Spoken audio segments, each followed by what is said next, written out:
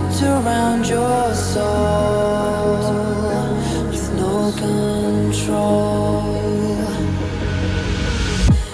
You can't breathe when you're drowning underwater. There's so much water. I'll run, I'll hide. Darkness always clouds my mind. When I look behind, it's moving closer every time.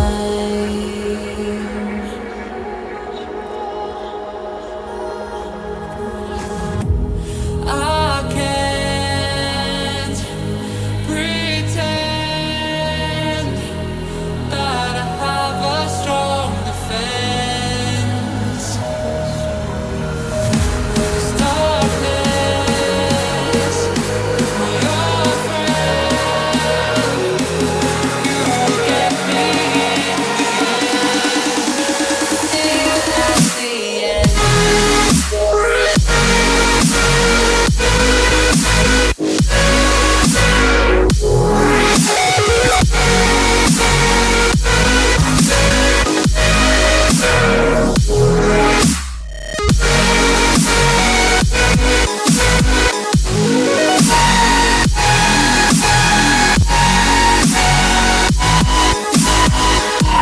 At the end.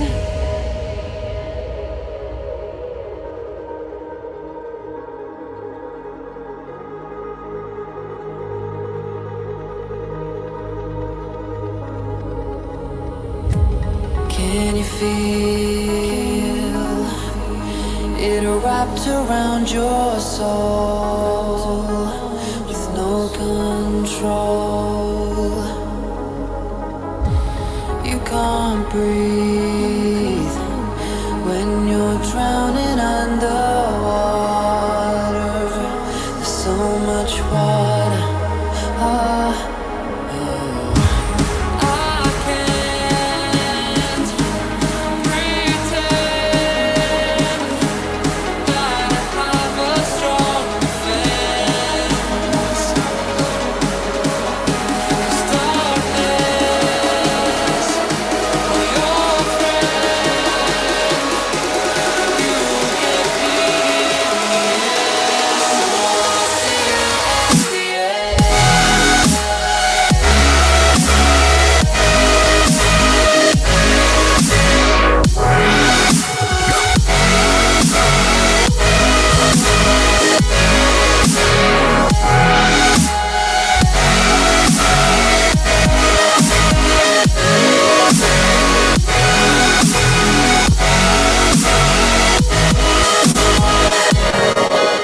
till at the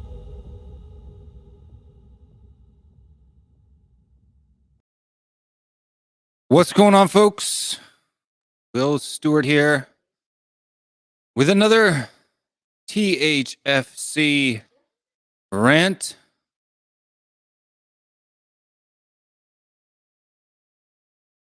And we are talking about the Leicester pre-match show. Leicester pre-match. We have got some business to handle first.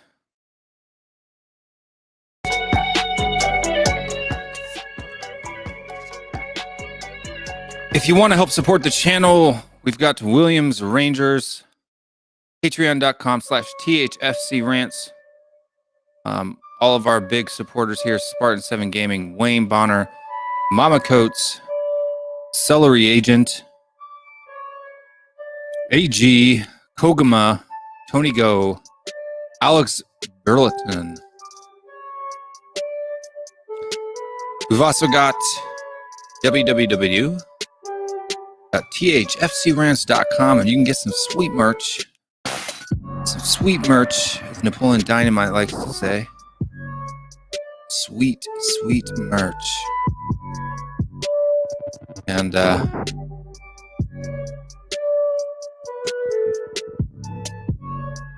yeah.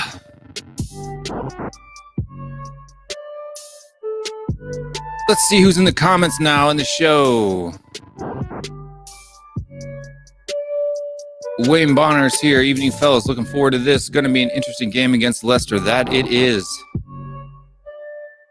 Nick Johnson in the house.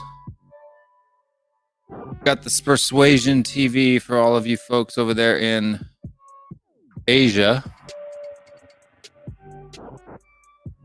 And the Tottenham Texan. This is the first time I think I've seen you in the chat, mate. Welcome, welcome, welcome. All the way from Texas. Where at in Texas? I've lived in Texas many a time.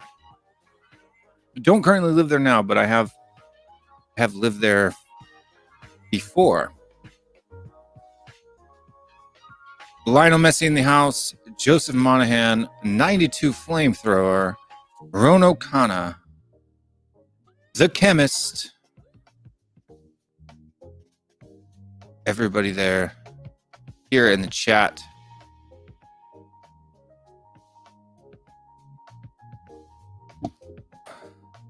And we've got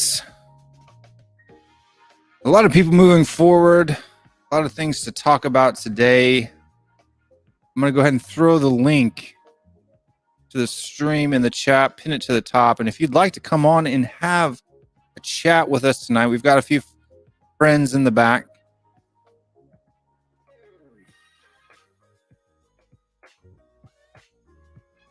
College Station, Texas. I know where College Station is. I've lived in San Angelo, Texas, and San Antonio, Texas. So I've been to College Station a few times when I lived in San Angelo.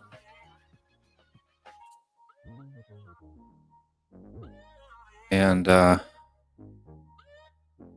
let's see who we got here. Let me pin this to the top here, so that folks will be able to find it later on. I already have that out, to be honest with you. Boom, pin that message there. It is pinned to the top. If you want to come on and join the stream, all you need to do is click that link, verify yourself, and jump on. Verifying is really easy. You simply just if you're already logged in, you're already logged in. Tonight we are talking about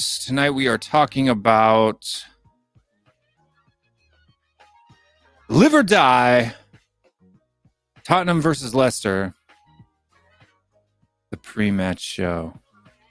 Face-off between Harry Kane and Jamie Vardy. We've got friends in the back. What's up, fellas? Big day. Hi, guys. Good day, good day. It's fun. Finally, it's like the last time that we have to like force ourselves to have hope. We can finally just be done after tomorrow. Yeah, man. I tell you what, it's been a bit of a roller coaster of a season. You know what I mean? And we've got a first-time caller in the back.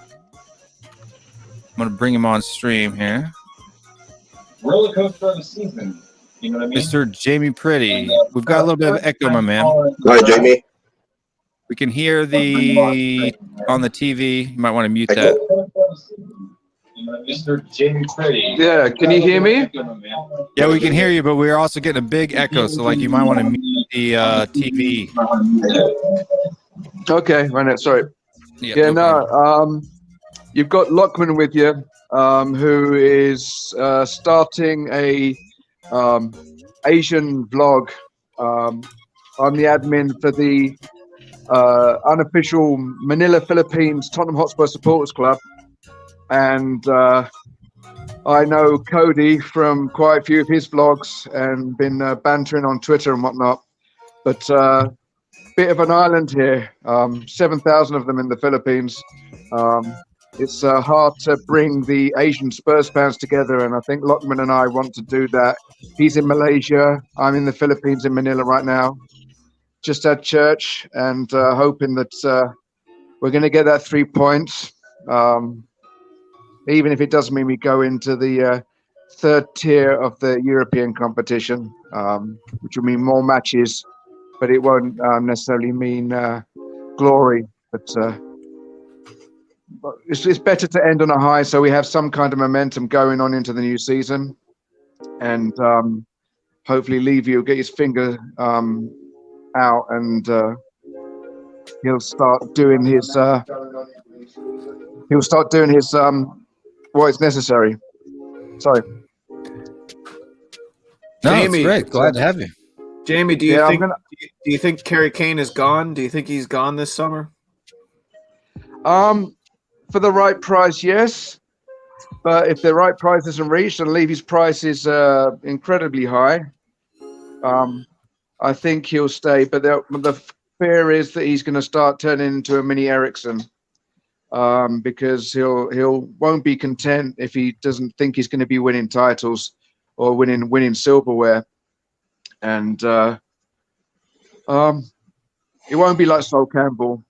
There's not going to be any hate for him. There might be some a little bit of ill feeling if he makes the mistake of going to Chelsea. But no, he deserves to have some kind of silverware. But obviously, as a Spurs fan, I'm torn between that and him becoming a stay-at-one team legend. I just hope that that he'll make the right decision, and at very least, the money we'll get for him if he does move on. I hope they really do use wisely, and as I've said to Cody before, that they don't just spend it on debt recuperation. They actually put it into buying players. And of recent managers to come in, just to top and tail it, I'm thinking either Graham at Brighton, Gattuso previously from Napoli, and if they don't get into the Champions League, which would be nice, Leicester's manager Rogers. come in, but that'll be a long stretch. Either way, from all the various blogs that we've heard from Bob Spurs TV and from Chris Cowlin and whatnot, it's a top-down thing. Ever since Irvin Scholar back in the day, we've been more of a business than a football club, and the video that Cody passed on for the old guy, was it Uncle Arthur? Arthur Everett, yeah. Yeah. Arthur. His lifelong plea hits it on the bum. We're a club with great history. We're a club that needs to be the mighty Hotspur, and somehow we've got to get back to that. Doesn't matter whether it's like a 5-year plan or whether it's next season's going to be in its own way as crazy as this one, but hopefully in a rebuild sense. But the reason I'm giving like this info burst is because I'm in the middle. I've just had church. I'm here in Manila, and we've got children's ministry. I'm about to teach some children, so I just thought I'd put my my penny for the thoughts in, and I'll join again, obviously when time and circumstance permits. But Will, thanks for giving us the opportunity. Lockman, I'll be talking to you later, and Cody, I hope we get to talk more because we've been doing a lot of messaging between Manila and Canada. Yeah, and if you get a little more time later today, we'll probably be on for about 3 hours. So if you get time later on, just come back anytime, man. Okay. I don't know. I think I might be come the only anytime, one Jamie. Good to see you, Jamie. I might be the only Tottenham boy here in the sense of born, because I was born in Enfield, which is a stone's throw away from White Hart Lane. So Sounds good, my man. Well, thank you for jumping on here, dude. It's been great. Okay, well, enjoy.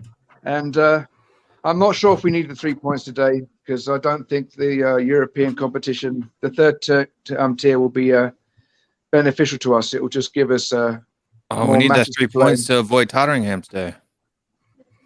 Actually, that's a very good reason. On that note, I'll shut up because that nixes anything I can say. As long as we finish above the South London Skyvers. So. For sure. I think that's important for everybody. But thanks for jumping on. If you get time later, go ahead and feel free to jump back in. Thanks, if you want to. This show's open for the whole 3 hours. So. Okay, do us proud, and whether you're in Austin, Malaysia, or Canada, or Manila, if you guys are listening, just come on, you Spurs. 3 points. No, not going to finish below Arsenal, and let's get a finger out, top to bottom, and make Spurs mighty again. Okay, Coys. Attaboy. All right, come on. Attaboy, Jamie. Go. Come on, Spurs. Come on. Thanks, Jamie. Videos. Yeah.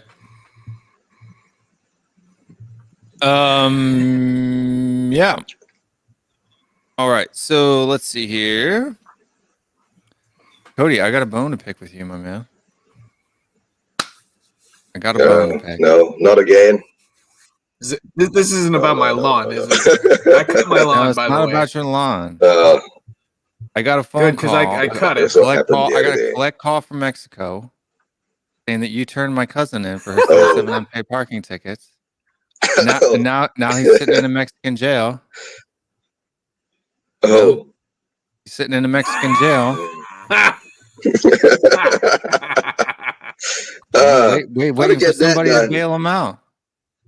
I mean, why? Snitches get stitches, Cody. Snitches get stitches, right? I can't have BJ cramping my style. I can't have him encroaching on my airtime. I can't have BJ coming onto my turf and taking over my morning THFC shows. There's only so much room for all the fame to go around. You know what I mean? So I think BJ's hungover most of the time, so he's not going to be getting up at 6 a.m. I doubt that, but he's a wild lad, that BJ. BJB. Yeah. That's some head of hair he has. Oh yeah. Yeah, I don't know where he gets it from. I don't know where he gets the genetics from. You know what I mean? But he must get it from Uncle JB. Yeah, he looks cold and scared there in prison, Cody. Though maybe not cold. At least in Mexico. At least he's alone in the cell. That's true. That is true. We don't have to take that any further. Okay. He told me to tell you that snitches get stitches. Oh, okay. We are trying to raise money to bail BJ out, but we need to raise it through Patreon. So yep.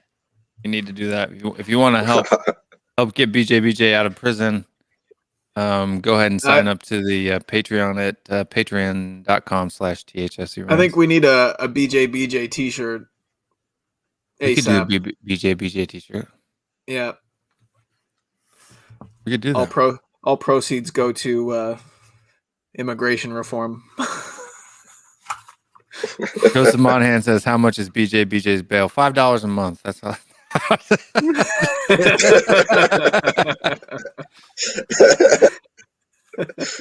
He's in there a lot. It's just a rolling fundraiser. Celery Agent says, "Add to the Ranger Cup." That's right. We got the Ranger Cup here. It's the only cup we're gonna touch this year. Yeah, but folks out there in the chat, there's not a ton of you tonight. 30 of you guys sitting out there watching the show. Eva Man says, "Morning, guys. BJ was funny yesterday." Hi, Eva. Yeah, good. You guys Good be careful encouraging this guy.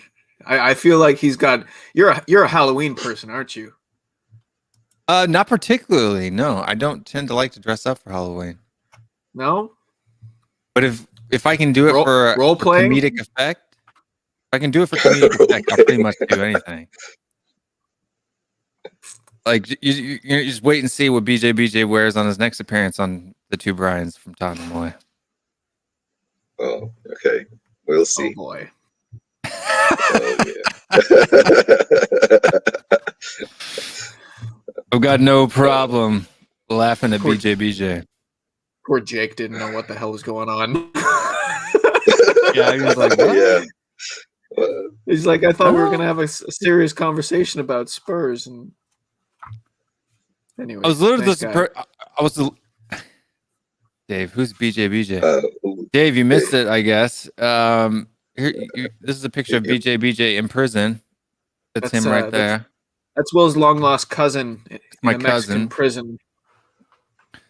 Yeah, he escaped to Mexico because he had 37 unpaid parking tickets in 37 states. That's a pretty nice prison, And, man. There's a mattress. That's nice. Yeah. Yep. Don't ask me how I know that.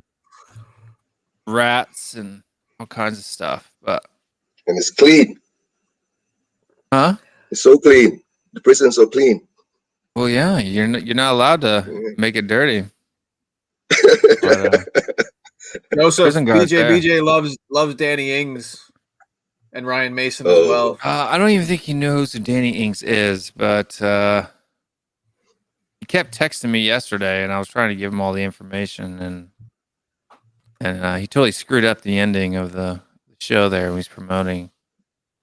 Yeah, I'm gonna now I'm gonna have to put THFCRants in the channel tag so that when people search for it, the channel pops up, because right now nothing pops up. So Did you watch David's preview show today? He had No, not yet. yeah, parts of it, not the whole thing, but most of it. he had Sam from Paxton Road. Yep. And you've set off this whole like thing where people are now calling each other by not the right name. So everyone was calling Sam Shane.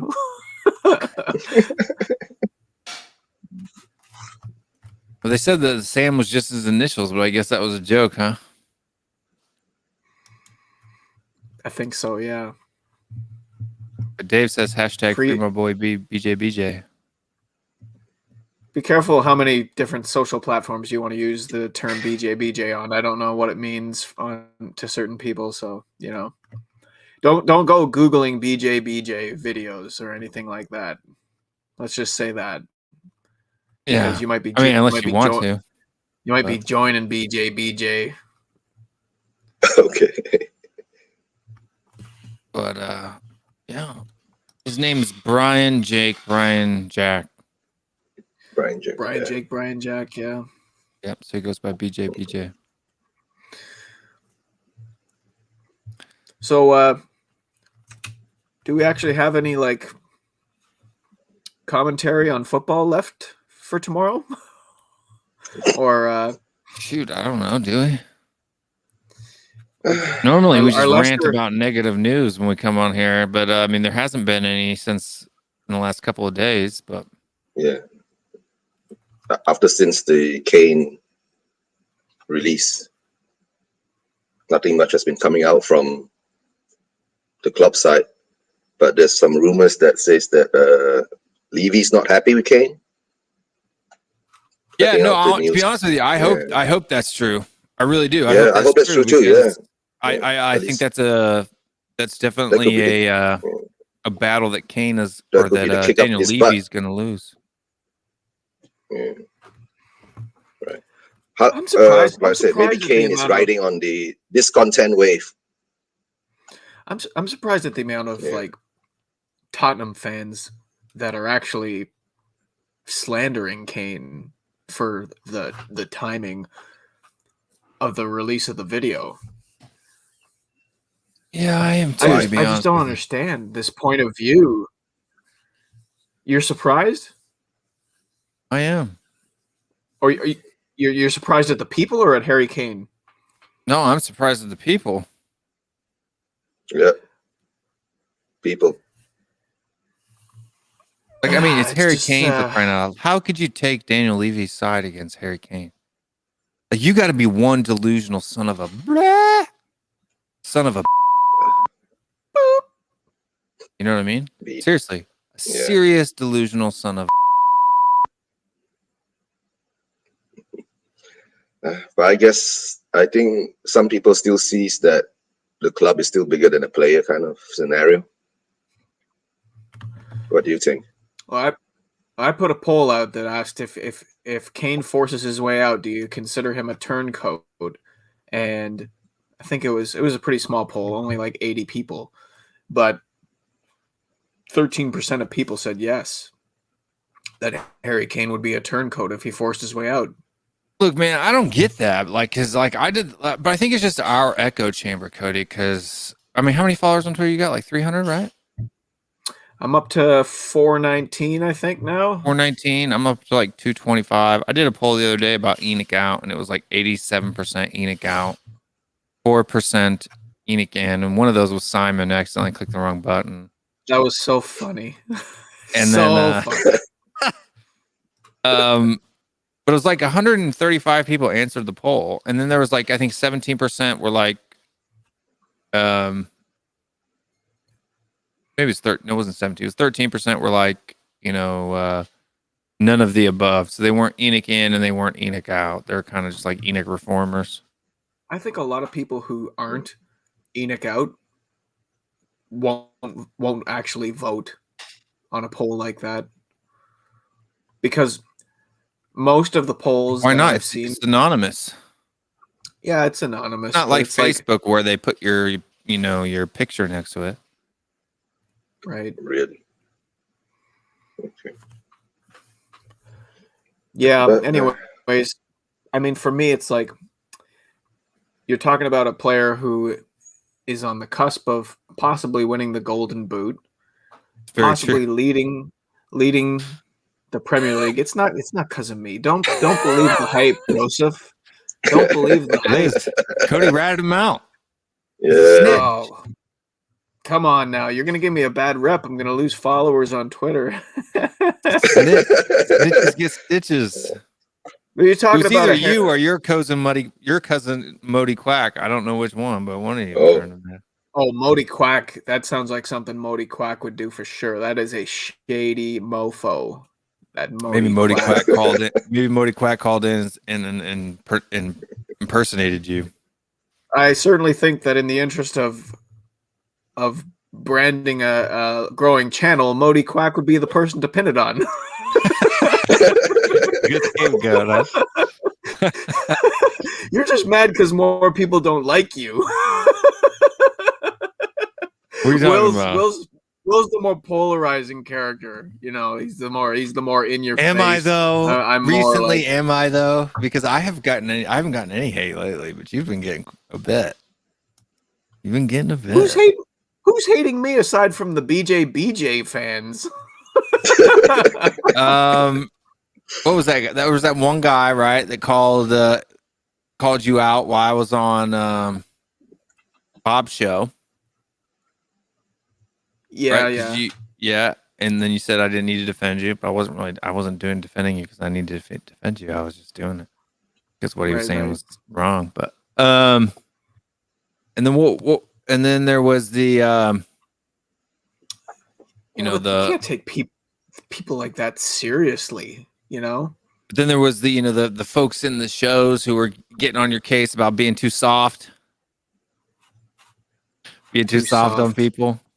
Too nice. They think that because I would prefer to so I have like a system for dealing with people on Twitter. Okay, so what will happen is I will put out a strong opinion, but that's done in a respectful manner that doesn't call anybody out for being an idiot or being not being a Spurs fan or not loving the club or any of that stuff. And there's if the tweet gets enough exposure, there's always people that are going to kind of come at you for the opinion that you put out there. So I have a process that I go through. So first, tweet the opinion. And then when someone comes at me, I tweet back in a respectful manner and encourage like intellectual debate about the topic, right? And if they continue to like escalate the attacks or you know, if the conversation degenerates, then I just ignore them, because those people, you can't change the way that they think, you know. But most people, when they come at you, because you know what Twitter's like, right? The first knee-jerk reaction with somebody with 144 characters or less is to just come at you with derogatory language. But the thing is, if you don't inflame the situation, you could actually start a conversation with somebody and reason with them. There's always going to be like a slice of the pie that you cannot reason with. Those people you have to ignore. I love Sorry, Joe. I love this guy. Yeah. I was We have convinced it was you, Cody, but We have Joe apparently Lewis. not. We have Steve Hitchin. Yeah. He says Daniel has locked me in the boat again. Can someone call my Bahama boy Kenneth? I need batteries. And then Take asked what beer I'm drinking tonight. I am drinking Yingling Golden Pilsner. Ooh, we can't get Yingling in Canada. I wish we could get Yingling. The Yingling What beer is lager to that? me is more like water. It tastes okay. It's definitely far better than anything Budweiser makes or Anheuser-Busch. But That's a good all-day drinking beer, though. yeah, like because you can literally drink it all day and not get drunk. Mm-hmm. Okay. Because it's like Where's it from? Pennsylvania. Dawn. Pottsville. Home. Is it the what called home brew? Not really. Technically, they're America's oldest brewing company. Oh, Don all Yingling. right. But it's Okay. yeah, you got DG Sounds Chinese. Yingling and Sons. I don't think it's Chinese. No, it sounds Chinese. I said Yingling. Yingling. But You know, like it's sing okay. song. It tastes more like the Golden Pilsner tastes more like a Shiner Bock. Have you ever had Shiner Bock, Cody? I don't know why he's called you Tony, but No Shinerbach for me.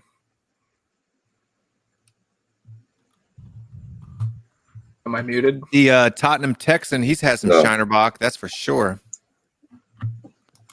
That's for sure. Tottenham Texan. I am in North Carolina. Cody is outside of Toronto, and Eugene is from Malaysia.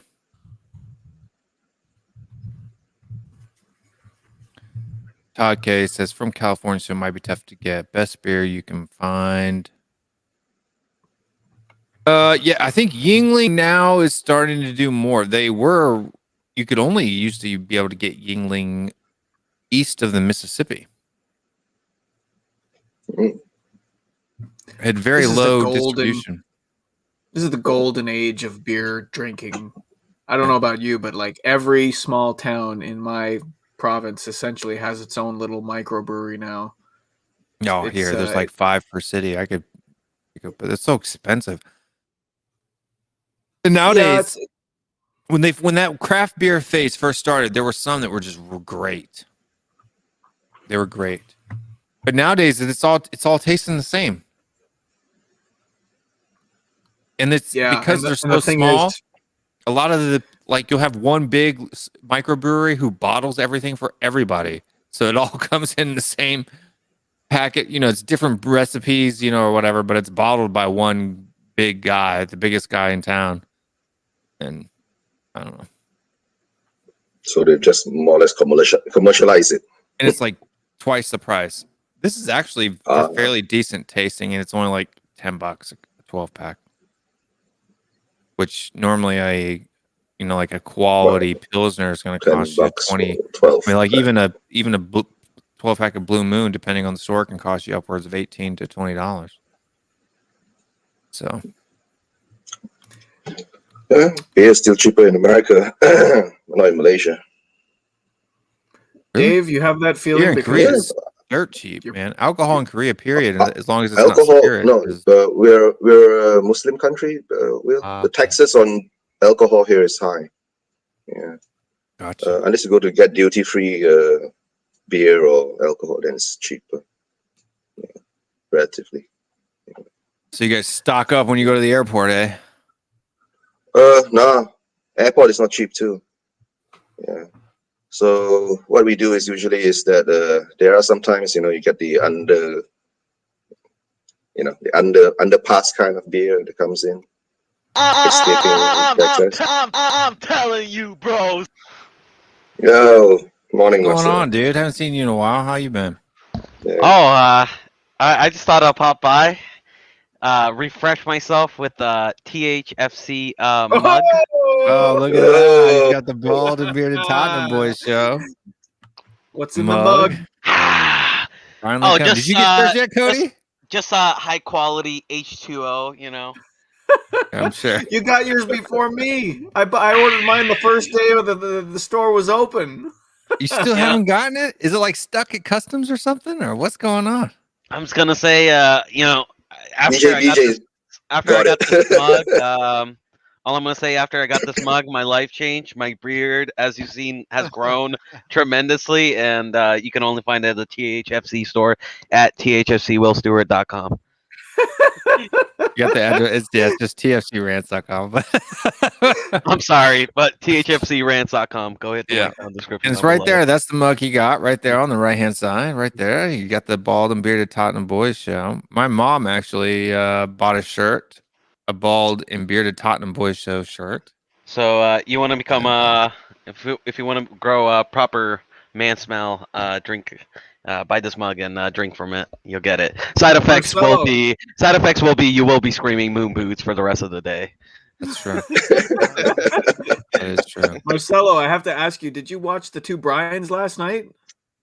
The two Brian? No, man. I was, dude. I've been working like nonstop. I haven't That's good. been able to watch any Spurs content this week.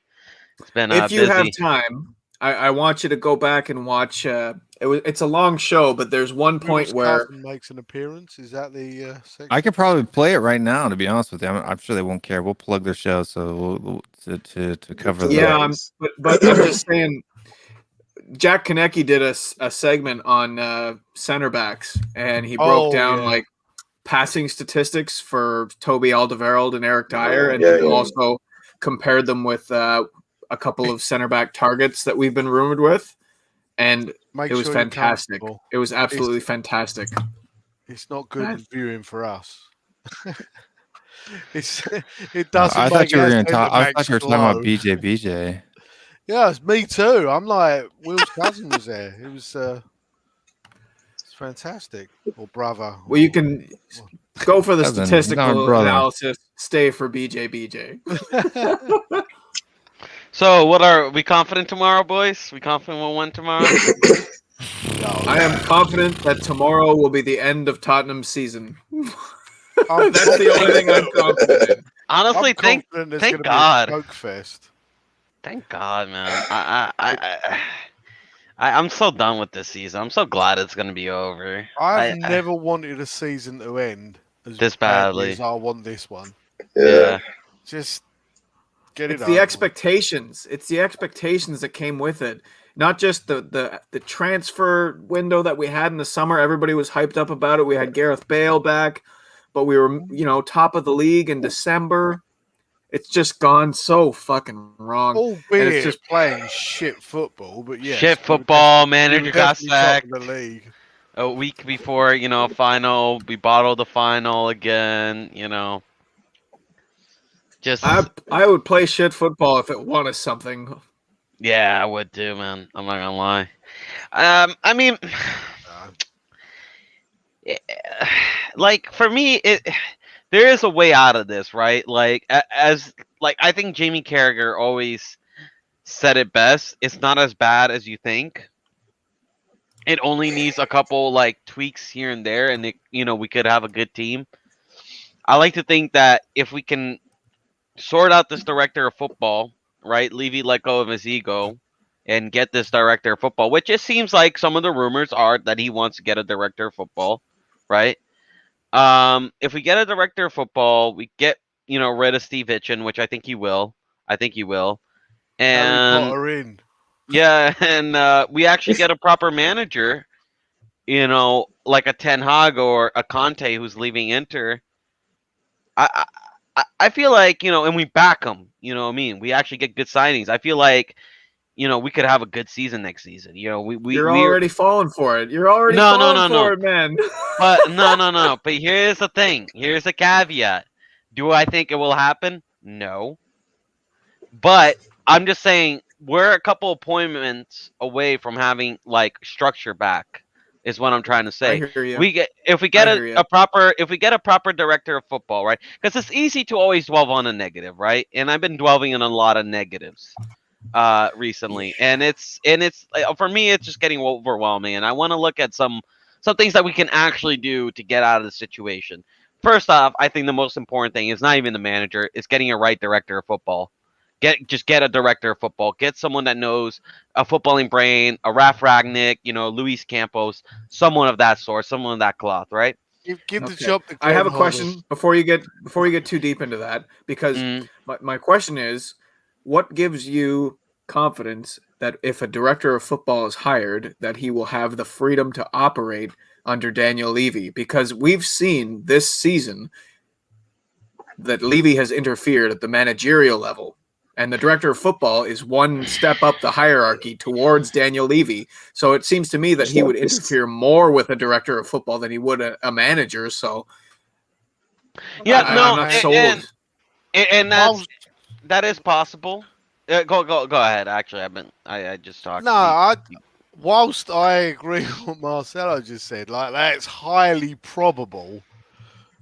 I'm a Tottenham fan, and as a Tottenham fan, we live in a state of continual hope. Hope that the team's going to play well, hope that they're going to fucking buy the player, like just hope. Oh, not me. Not me. If he's this team fucking learned his lesson. Listen, I'm already saying this. God, I forgot. Is it James? Well, I forgot. I haven't.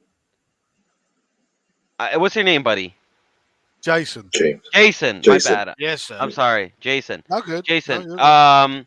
In my opinion, I think I completely agree with you. But if he doesn't change anything, right? Let's just say he doesn't change anything, and he doesn't get a director of football, doesn't get a proper manager, or he gets a proper manager but doesn't back him, right? Doesn't give him the resources to succeed, and he'll get maybe 4 signings, maybe one of them will be good, right? Like a Højbjerg, right? I'm not gonna get my hopes up this season. I'm not gonna do that again to myself. I'm straight up gonna say we're just gonna have a shit season. Buckle in. Oh yeah, no, I agree with you. What I'm saying is, if he does get a director of football in, I'm hoping he's learned his fucking lesson. Yeah. No, so hopefully, yeah. I mean. But he thing won't. is, yeah, he won't. Do I believe he will? Fuck no. Excuse my language. No, he won't. But I hope he does.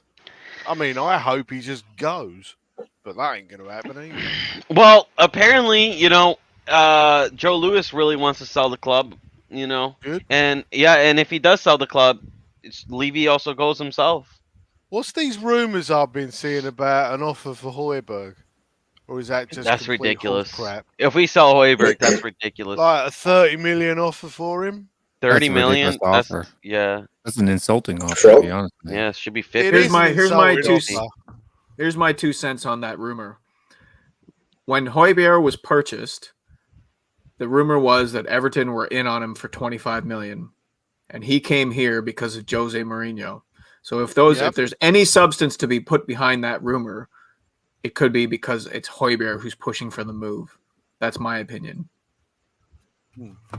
Yeah, that could be it. Kane wants to leave. Højbjerg wants to leave. He's on like a 5-year contract, isn't he?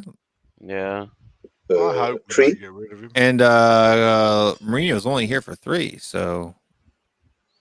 No, I don't think he was just here just for Mourinho. I think he had high aspirations that if You Not know, this year, mate.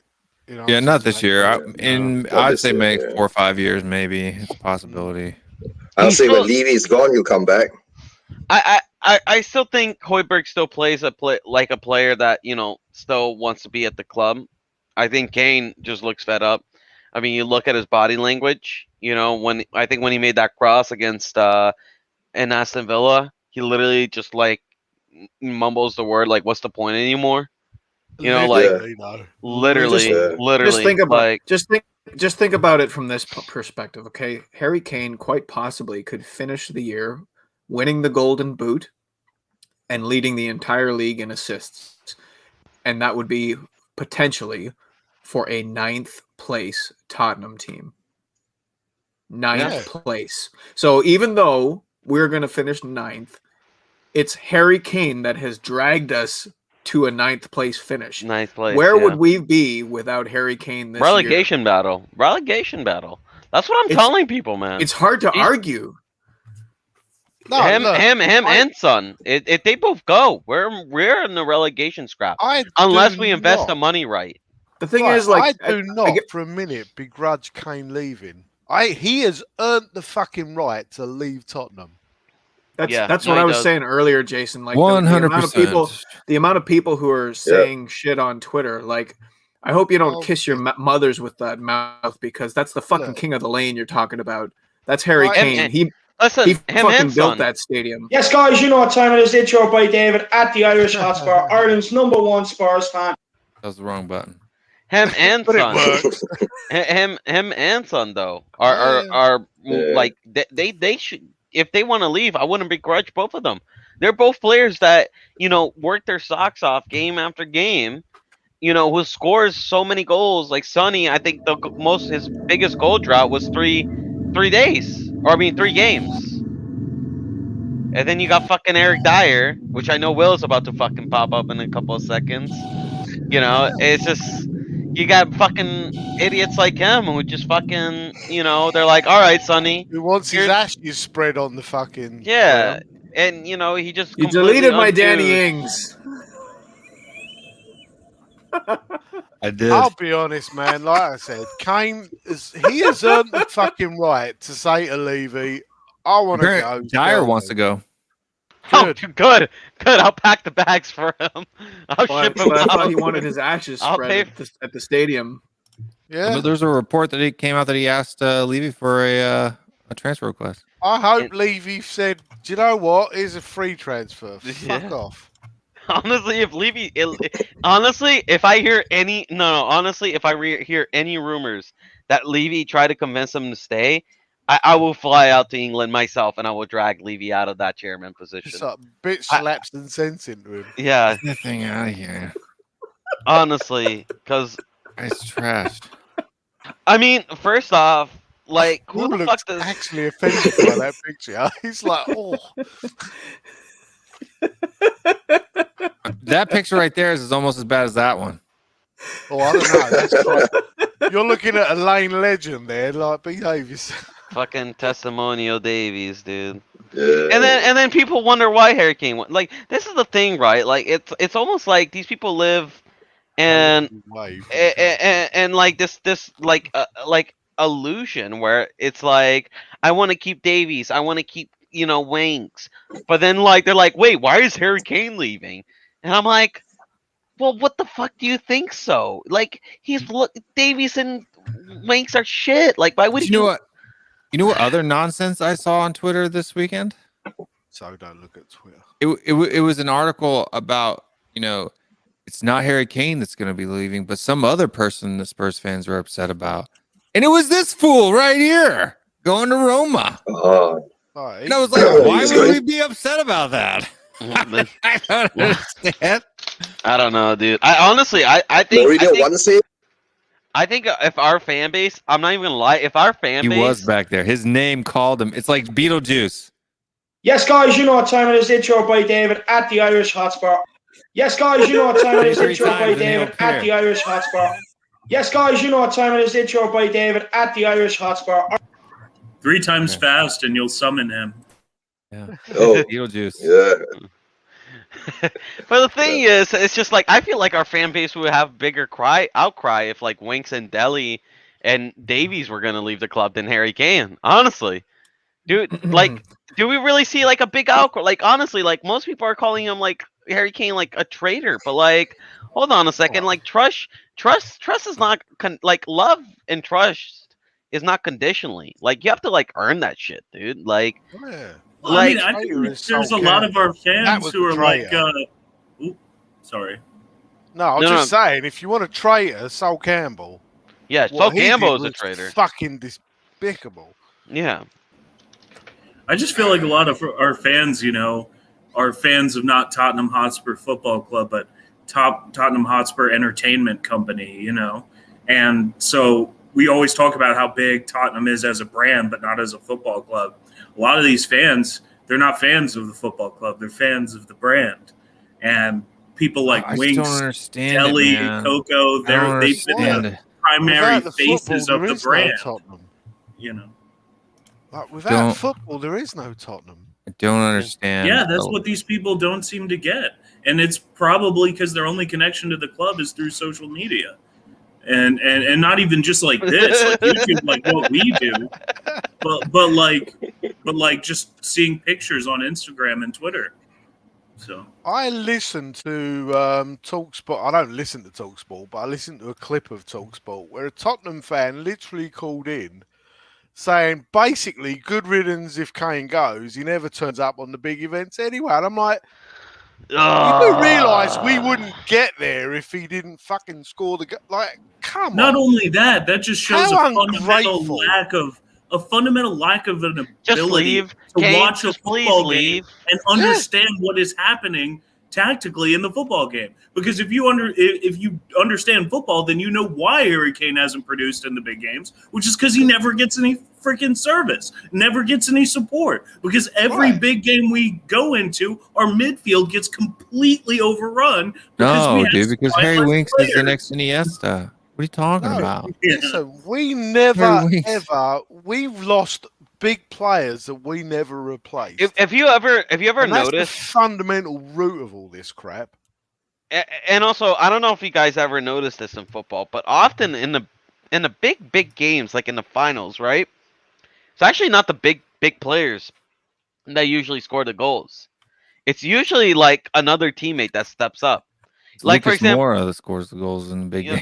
games. No, but that's because a lot of times Same in as we do. finals and stuff like that, a lot of the teams, they prepare so well to, neutralize the big players that it requires other players to step up. Like for example, PSG versus, Bayern in the final. Who stepped up? It was that's what I was Lamar. gonna say. It was Lamar. It wasn't Lewandowski. It wasn't Alphonso Davies. It wasn't. I mean, fucking- Kingsley Coleman came in Yeah. and had an incredible game. I mean, Yeah. yeah, Oh no, not Lamar. He's in Atletico. It was Coleman. My bad. yeah. Yeah, no. Yeah. Yeah, it was Coleman. It was Coleman who King- stepped up. Yeah. Yeah, Kingsley Coleman. I mean, and that's exactly the point. Is that you need those other players to we step don't up. have the squad in to do finals. it. Right, but who Exactly, did we we don't. replace Ericsson with? Yeah, I mean, No but one. look, No, no A one. dude Who did who we I replace? appreciate Lucas that. Dembele. and You also need to do that more often. the tempo of the game. Kieran Who Kieran did we Trippier. replace him with? No Okay. one. We have replaced him with Harry to- Kane. We have to do. Oh, If you're enjoying this show, go ahead and hit that like button and subscribe to the channel. We would greatly appreciate it. Thank you. I have to do that more. I always forget. I get like 2 hours into the stream and I've done it like once at the very beginning and that was it. I think also, and I'm not saying it's not every time. Obviously, big players step up in the big games, but sometimes in a lot of games you need other players to step up. Like you need everybody to step up in the final. It's not just the course you big do. players. You need if you're in the fucking cup final. You know what I mean? How disgraceful is it that your team isn't stepping up? Like as a collective group isn't stepping up in the cup final. Like what else? What more motivation do you need? Like let me ask Marcelo, you this, Jason. We What don't more? even we don't the squad doesn't even step up on normal games. How do you expect them to step up during a cup final? No, but Have you They noticed? should do. No, they because they're in the should. cup final. Yeah, because it's a cup final. That's Yeah, a they should. I one mean, game. they should, but they don't. But like, See? what? Like, if No, you're not have you gonna, noticed if that? you're not gonna step Have up you for noticed Ryan Capano, Mason's? Have you noticed Ryan Mason's press conference recently? I don't He watch. keeps the press harping on. conferences. No, he keeps harping on the Leeds game. Harry Kane's Stop it, David, offside. you're making me hungry. Then after that, the rest of the team mentality goes down, right? Then when Reguilon scores the own goal and makes the mistake, the mentality of the team goes down. We don't have that fight in the team. No, we don't have it. See, mentally, I mean, something Very goes weak. wrong, a slight bit, and everybody goes negative. The whole Yeah. team goes negative. Yeah, and then Kane is left alone with Son. They don't know what to do. They Well, can't be Kane- carrying the rest of the 9 players or 8 players on That field. interview Kane did, it was very telling when he was saying that when he was going on about the sports science, and Kane basically said, well, you know, it wasn't the manager didn't care about sports science. He just thought that as a professional footballer, Yeah. it was your, your fucking responsibility. responsibility to, like, You you know, be unsubscribe. mad about that stuff. Yeah, he definitely had a dig at his own teammates, which one is of you true, fools bro. 100%. unsubscribed? I'm just Which kidding. is true. I mean, and let's be and real you know who here. he's talking about too. He's talking about Oh, the yeah. same Yeah. people that we've been talking about for several seasons now. He's talking Well, about also- wings. He's talking about Listen. Deli. He's talking about That's Tommy. why they got rid of Poch. Ndombele. Let's be real, guys. Right? We're the only club that will get a 65 million pound player. Right? Make an excuse for why he doesn't run. Make an excuse as to why he doesn't tackle. Make an excuse why he doesn't do the fundamentals. Make an excuse why he doesn't show hard work and desire. Yes, guys, you know what time it is. Just It's your boy because- David at the Irish Hotspur, Ireland's #1 Spurs fan. I told you 3 times and you appeared. We And, couldn't you stay know- away. Hey, Dave. We make all these excuses just so we can say, "Oh, he's press resistant." Like, what the fuck is this? Like, honestly, I'm just getting sick and tired of, like, nowadays in football, like how people, they talk about, XG, press resistance, all this. Like, this is what I'm talking. Like, football is really not that hard. It's not that complicated. It's a simple game. Push and pass and move forward. Do the fundamentals. The team, like, look at City, how they beat teams, right? Are they the most clinical team in the world? No, they actually miss quite a lot of chances. Their XG is not that good, you would say, right, Cody? You can check it. You're the XG master. But their XG, no, I'm just kidding, Cody. I'm just having a slight dig at Don't you. go there, Marcelo. No, Don't go no. there. I'm just having a slight dig at you. That's why I came on. Don't go there. Oh, he's checking it, all right. Hey, look, good. hey, him and Brian gave me a couple of digs yesterday. I had to give him a couple of digs here today. So, like, you look at City. Well, how do they beat teams? They do the fundamentals. When they're off the ball, they're always moving. When they're on the ball, they're always one-touch pass. One-touch pass.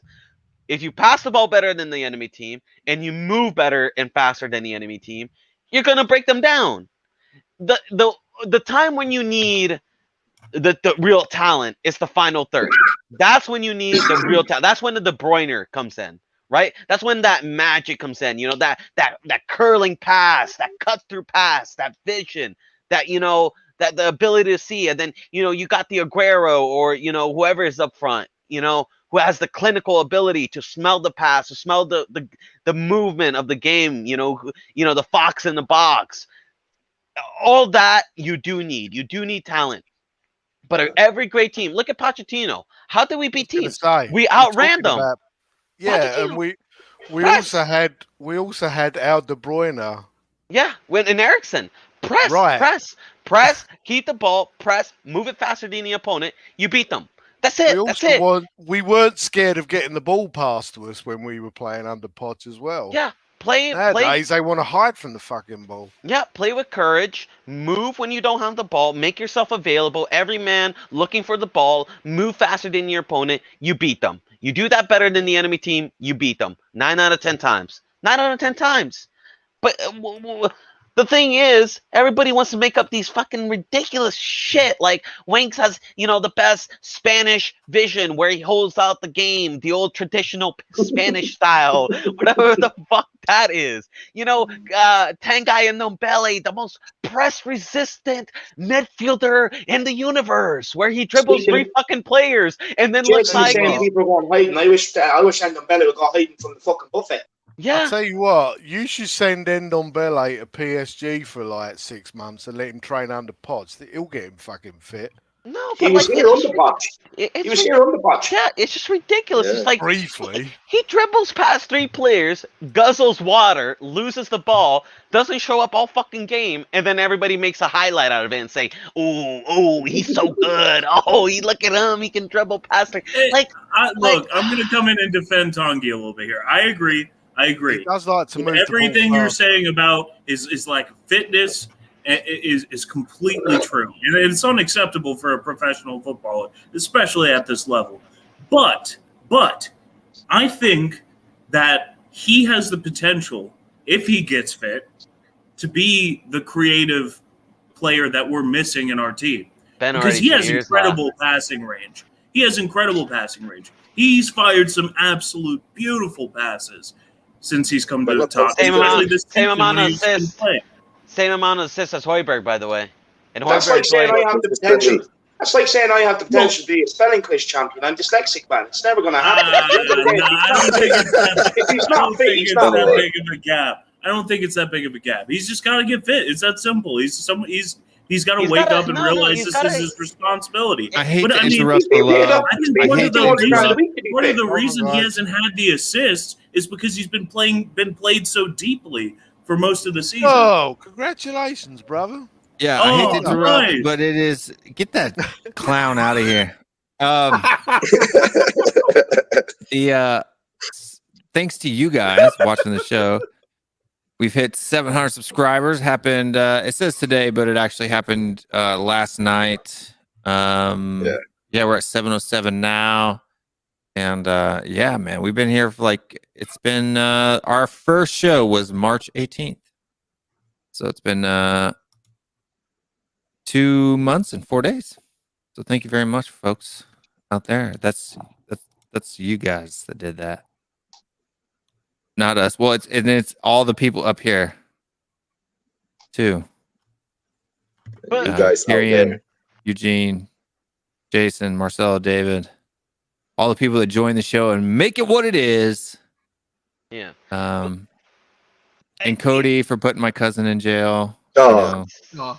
come on. Modi did it. It wasn't Cody. Modi did it. Modi Quack. Modi did it. Modi Quack. Yeah. You see, the thing is, and I kind of want to reply with Tottenham Texan. He says, agree, it's too early to give up on Ndombele. Look, 100%. in my opinion, what he does for me is unforgivable. Not running, not Good kid. not running, Go to bed. being unfit after 2 years is made the difference. unacceptable. Yeah, good kid. For 11 me, p.m. you should be in bed. For me, in my opinion, that is unacceptable. If in 2 years you're still not fit and you're still not running for 90 minutes, that is unacceptable. I'm sorry. In my opinion, you should do that in your first season. Well, I will agree is, right? Like, for example, Reguilon, right? Everybody's getting on Reguilon's back. In my opinion, Reguilon just needs to get accustomed to the Premier League. He still needs, in my opinion, one, he's going through a bad form, and two, it takes a year usually for most players to get accustomed to the Premier League. Even It Højbjerg usually had a does. few bad weeks. Yeah, But and not only Højbjerg- that, he has fucking moon boots beside him, which definitely doesn't help. yeah, but in my And opinion, but what I see from Reguilon is still a player with desire to play. Like, you see him still fighting for the ball. You still see him tracking back. You still see, even when he makes mistakes, you still see him try to fight for the badge, right? Ndombele, Endo fucking fat ass. All I see him is walking around the pitch, looking like he couldn't give less of a shit. He's You know, collecting a fucking paycheck. He gets hungry looking at the advertising horn. Like, like he loses the ball, and then he's like, "Oh, I lost the ball. Should I track back and help Højbjerg? Nah, it's gonna chill here." Like, that for me is just unfucking forgivable. So that's true for the second half of the season, but if you watch some of the earlier games in the season, it's not true. Go back to that Sheffield United game, and he was tracking back the 20th entire place, game. lad. He made some 20th really place. long runs back into our Hold own on. Kieran, we didn't pay $8 million to get record signing to make a few runs against Sheffield United. I could do that for $8 million. I mean, 20th place, lad. I Worst don't team in the disagree Premier with League that. history. Worst team in the Premier Hey, League shut up history. and give the Hey, Yid kid Yid a Kid. up. Come on. Good job on the hat Congratulations on trick. that. Hey, you want to be Tottenham's next striker? I heard the position is getting available. The position will be available shortly. Honestly, Levy's probably looking at. Listen, lad, I'll put your resume in. Levy's probably looking for someone cheap. You know, you might get in. At least get him an I'd say academy something. trial. If we're gonna consider the kid, we have to know how much XG he produced tonight, right? Yeah, we got to know the XG. We got to know the XG. Oh, hold on a second, you kid. Cody's telling me your XG right now. Yeah. Oh, he scored 3 goals from 1.05 XG. He's got the job. He's got the job. All right. One thing He I is do want to say clinical. on the whole. Oh, go ahead, Will. I didn't say anything. No, you go ahead. Okay. No, go ahead. Go ahead, Kieran. Oh, I thought somebody. I was just gonna say, because you kept mentioning the XG and everything. One thing I wanted to say on that is, like, I think XG is fine and everything as the beginnings of trying to figure out how to apply analytics to football, because it's not an easy game to break down in terms of numbers for specific stats and stuff like that. Except for the simple things: goals, assists, minutes, kilometers covered, tackles, things like that. But one thing I was going to say is I am also worried about analytics being brought into football and the kind of extra specialization of players, if you know what I mean, like recruiting departments of football clubs, picking players for things like, for example, like Marcel's, always going on about how people call Ndombele press resistant. I'm worried about clubs picking out those really specific things and getting players just for those qualities. Yeah, and that's what we while do. becoming more of a specialized sport, which I think kind of goes against what makes the game so Okay, great. No, I think with the Ndombele thing, I think he's been played out of position. And I think I agree. that I mean, look, when the guy's on the ball, like even last week, that move that he pulled on, I can't remember who it was he pulled it on, but I remember the move where he stepped forward and completely spun the opposite way around. I mean, that guy had no idea. And that's what's so deceptive about him, is because he moves so slow all the time. It's like all of a sudden his sudden burst of speed just completely put people on the floor. He always does it in the center of the pitch. Yeah. If he does it close to the penalty area, then you have an attacking move. But he always does that He's in the not middle of playing the pitch. closer to the penalty but look area. So where what do you they're want him to playing do? Yeah. They're playing him Right. down there. They're playing him in the 2 and a double pivot. Where else Which do you is want him to play? exactly my point. I think he's better suited to play a number 10. Yeah, I just think he has the creativity and the But he skill on does the ball need to to play eat that less. position. I mean, we all saw genuinely, that though, goal from like needs to eat from the less big touch man. line that he lofted in. I don't even know how that went in. That's like physically impossible. United What he goal. did. In my opinion, he for me next season.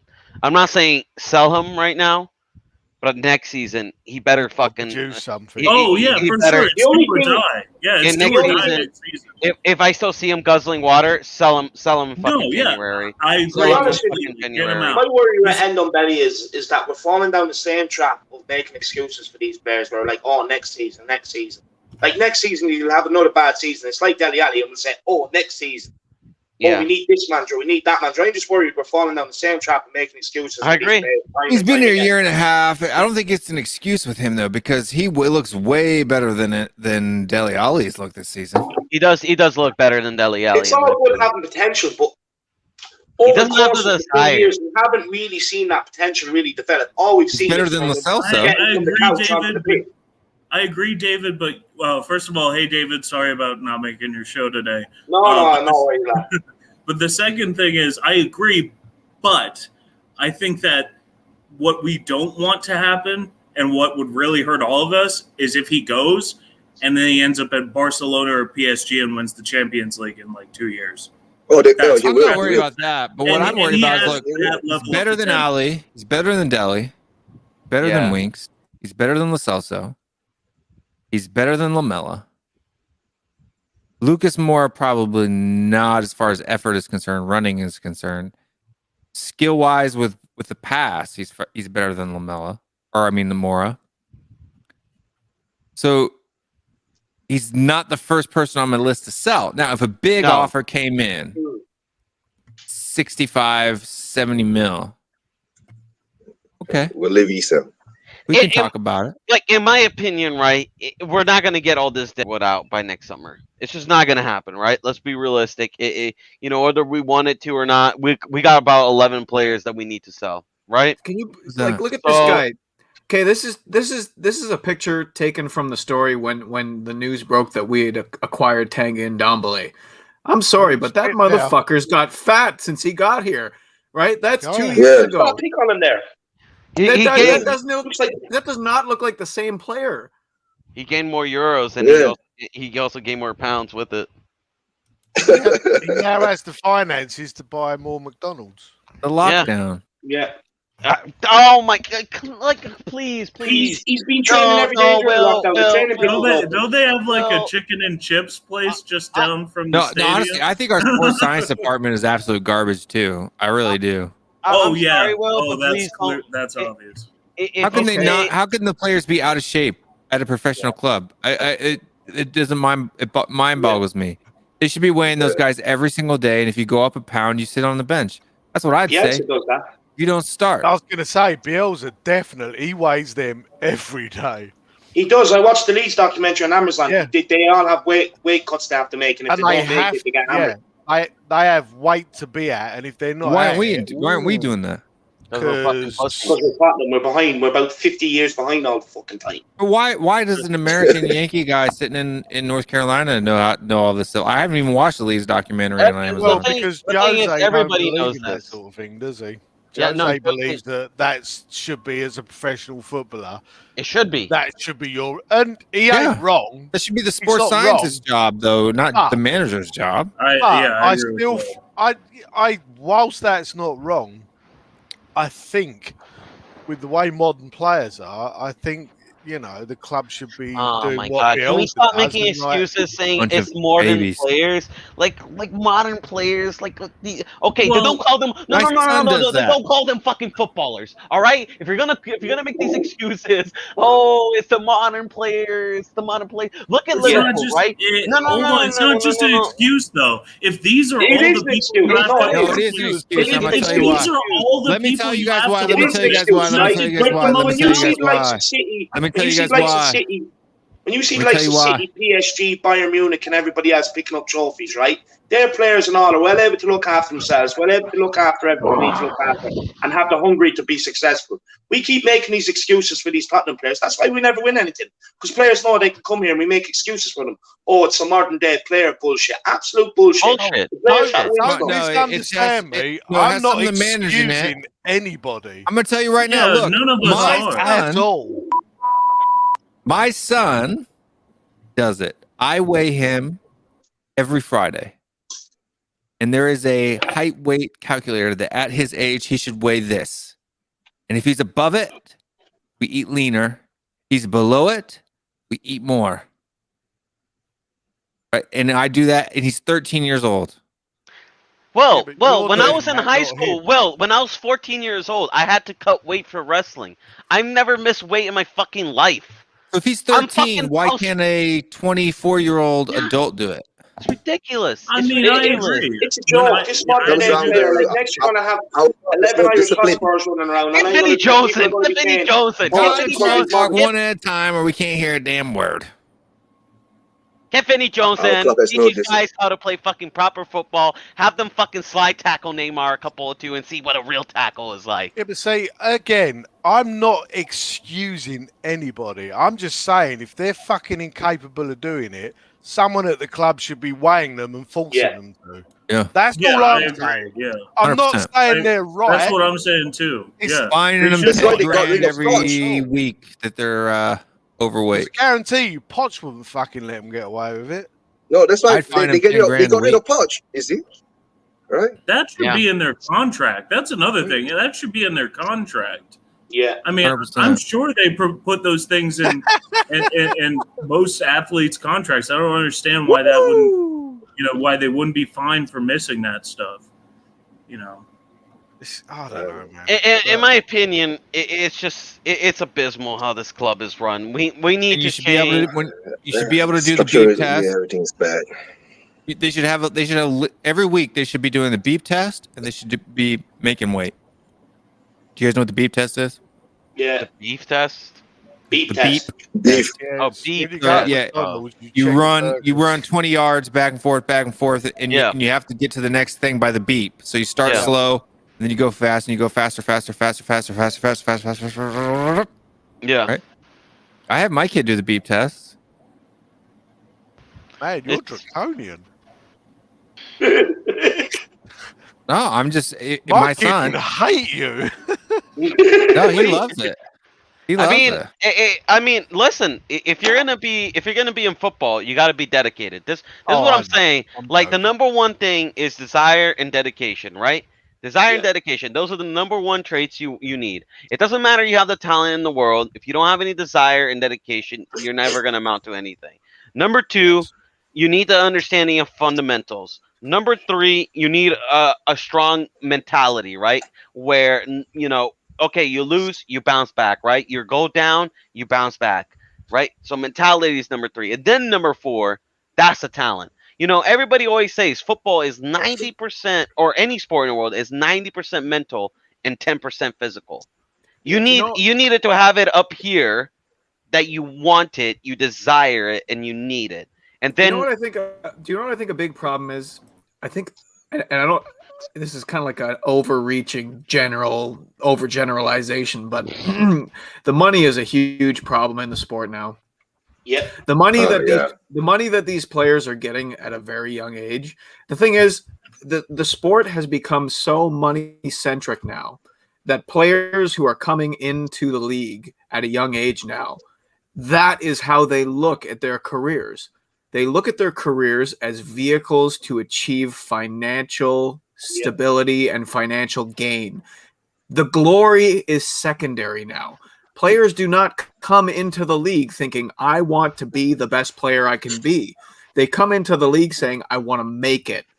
I want to make it. I want to get myself into a position where I'm going to get paid. And then once they get paid, they stop growing. You've seen that with so many of our players. Look at Dele Alli. Dele Alli is the perfect example. As soon as he got that first big professional contract, he started to decline. He stagnated. And I think that's a situation that's playing itself out more and more often as the younger players come through. That's what I make him do. This is his workout every day.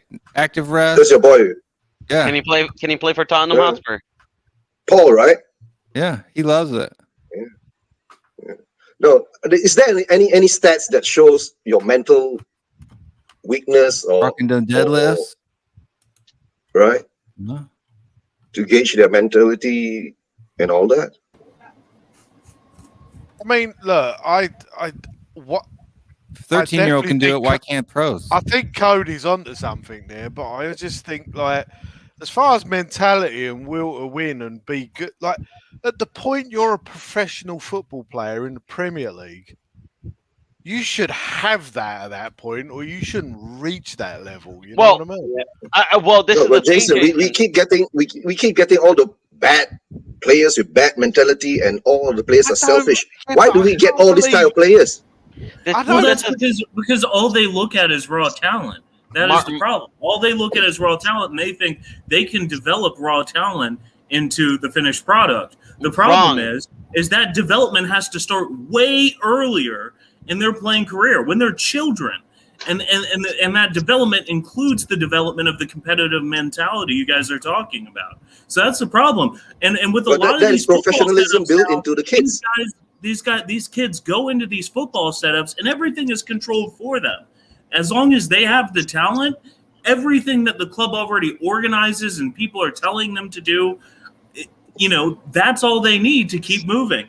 And so that extra stuff only, comes from a few players, because I disagree. all the resources are already there for you. I disagree. They're not looking for just raw talent. What Tottenham is doing, they're looking for players that are easily merchandised. Dele Alli is very easily merchandised. That's why Levy loves him. Kids love Dele Alli. You know what I mean? They love the celebration. They love the swagger. They love the the drip. You look at Ndombele. Kids love Ndombele. The younger generation love him. He dyes his hair fucking white. They all jizz their pants. like Jesus Christ. He dyed his fucking hair white. Like what the fuck?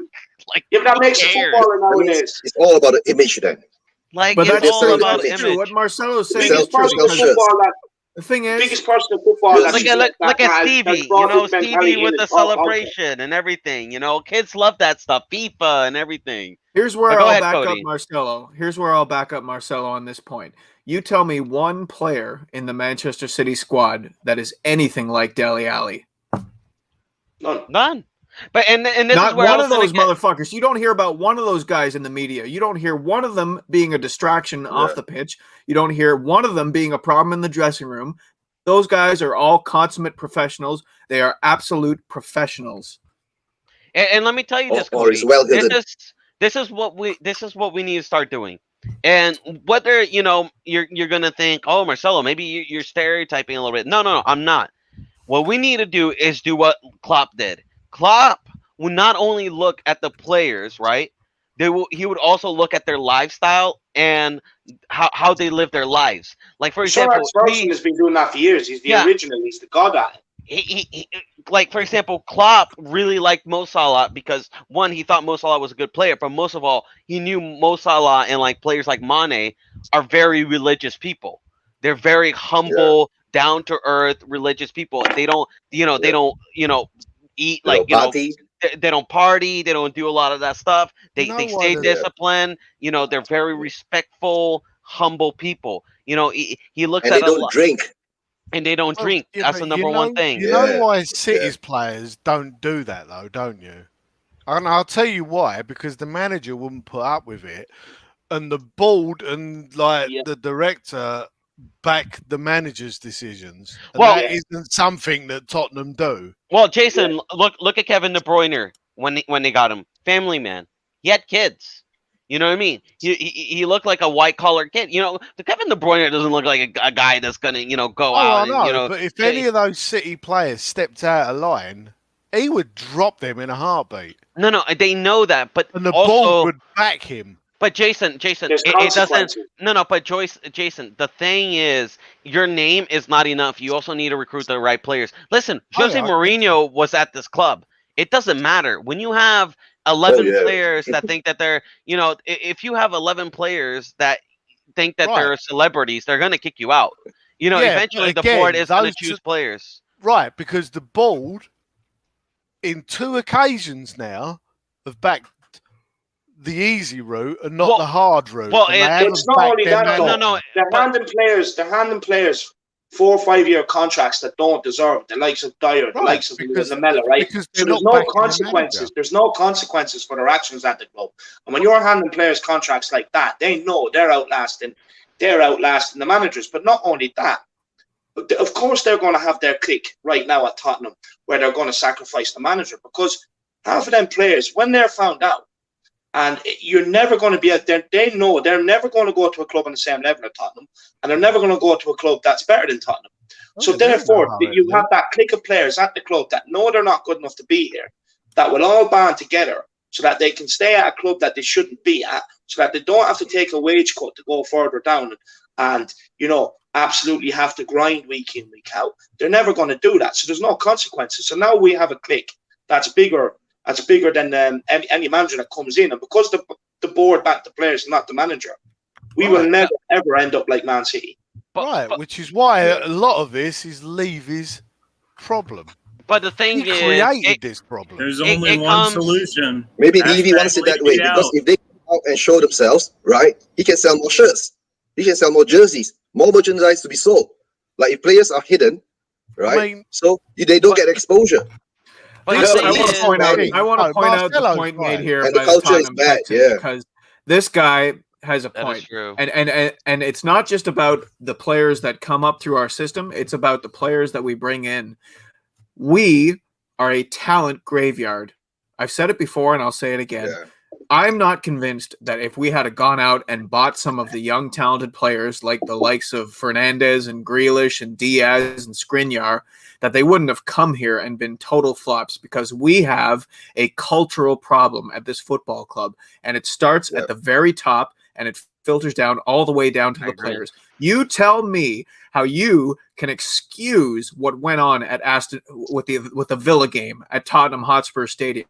How is it that those players thought it was acceptable to give the fans who had paid the most money in the Premier League to go and see them, were put amongst the gods in the upper tier, had to sit through 90 minutes of fucking dross losing football, eat moldy pies and raw burgers and drink flat beer, and then you don't even have the decency as a fucking organization to make sure that you honor your fans the way that you have been honoring them traditionally in the Premier League for years, for decades. It was an absolute disgrace what happened on Wednesday, and I will never forgive it, and it was emblematic of the cultural problem that we have at this football club. So defend this players. But Cody, we've had a cultural problem at this football club. We've been saying this. David and I have been saying it. Pochettino sorted it out. Pochettino was fixing it, and now they've regressed. Yeah. They've allowed that culture to come back in, because when Pochettino came in, he was getting rid of all the troublemakers, the people that didn't care. Like you were saying, the talent graveyard. Players that should never have been here in the first place. They were coming towards the end of their careers, or they failed at other clubs, other big clubs. But not only that, there was a drinking culture, a drinking problem at Tottenham, a party atmosphere. Yeah. Pochettino got rid of all that, and now we're regressing now, and we're going back into that. Yeah, I agree. Right, and David and I have been saying it. I got rid of him. David and I have been crap players. Cody, David and I have been saying this, man. Like, these players don't deserve our backing. There's only a couple players that deserve backing. And enough is enough about being nice with them. Because, you know what? They're not nice to us. Like, as you saw that day, they're not nice to us. They're joking, laughing when we lose. You know, they take the piss out of us. What the f was Dele? What did Dele have to discuss with Grealish in such a jovial manner? Who plats whose hair? Where do they get their hair bands? What shampoo to use? Man, that made me so furious. Pissed. You know, it's just dude. They don't get cared. That's the thing, Jason. They don't care. They've like 90 minutes. He's the enemy.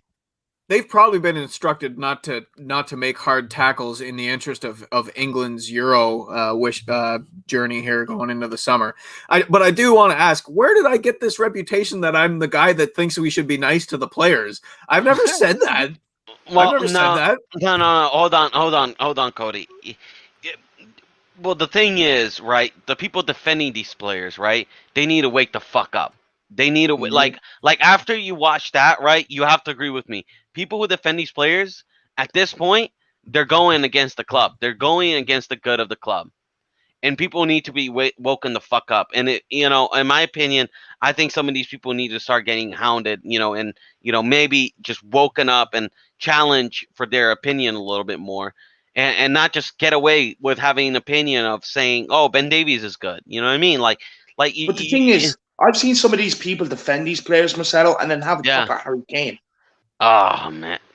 See, you can't take those people seriously, right? But they're part of our fan base. Some know shit about football. They don't know shit. I certainly hope that the people that you're talking about represent a very small slice of the pie chart. See, when you have them all with followers and they all come together, it automatically becomes a big chunk of the fan base. I know, but just think about when somebody comes at you against your opinion and they use derogatory language and whatnot. It only hardens your opinion. It doesn't help convince you. Somebody comes up to you. My opinion is right, Cody, because I have somebody comes up into your face and disagrees with you and calls you a fucking idiot. Are you going to say, you know what? You're right. I'm an idiot. But when have I said call them a fucking idiot? I said challenge their opinion. There's a difference between me going, David and I are disagreeing, right? Like David and I have, done frenemies a lot of times where we disagree a lot, right? Do you see me going, David, you're a fucking idiot, you're fucking wrong, you stupid moron? No. I go, David, you're wrong because of this, and that. And then David will be like, no, Marcelo, you're wrong because of this, and that.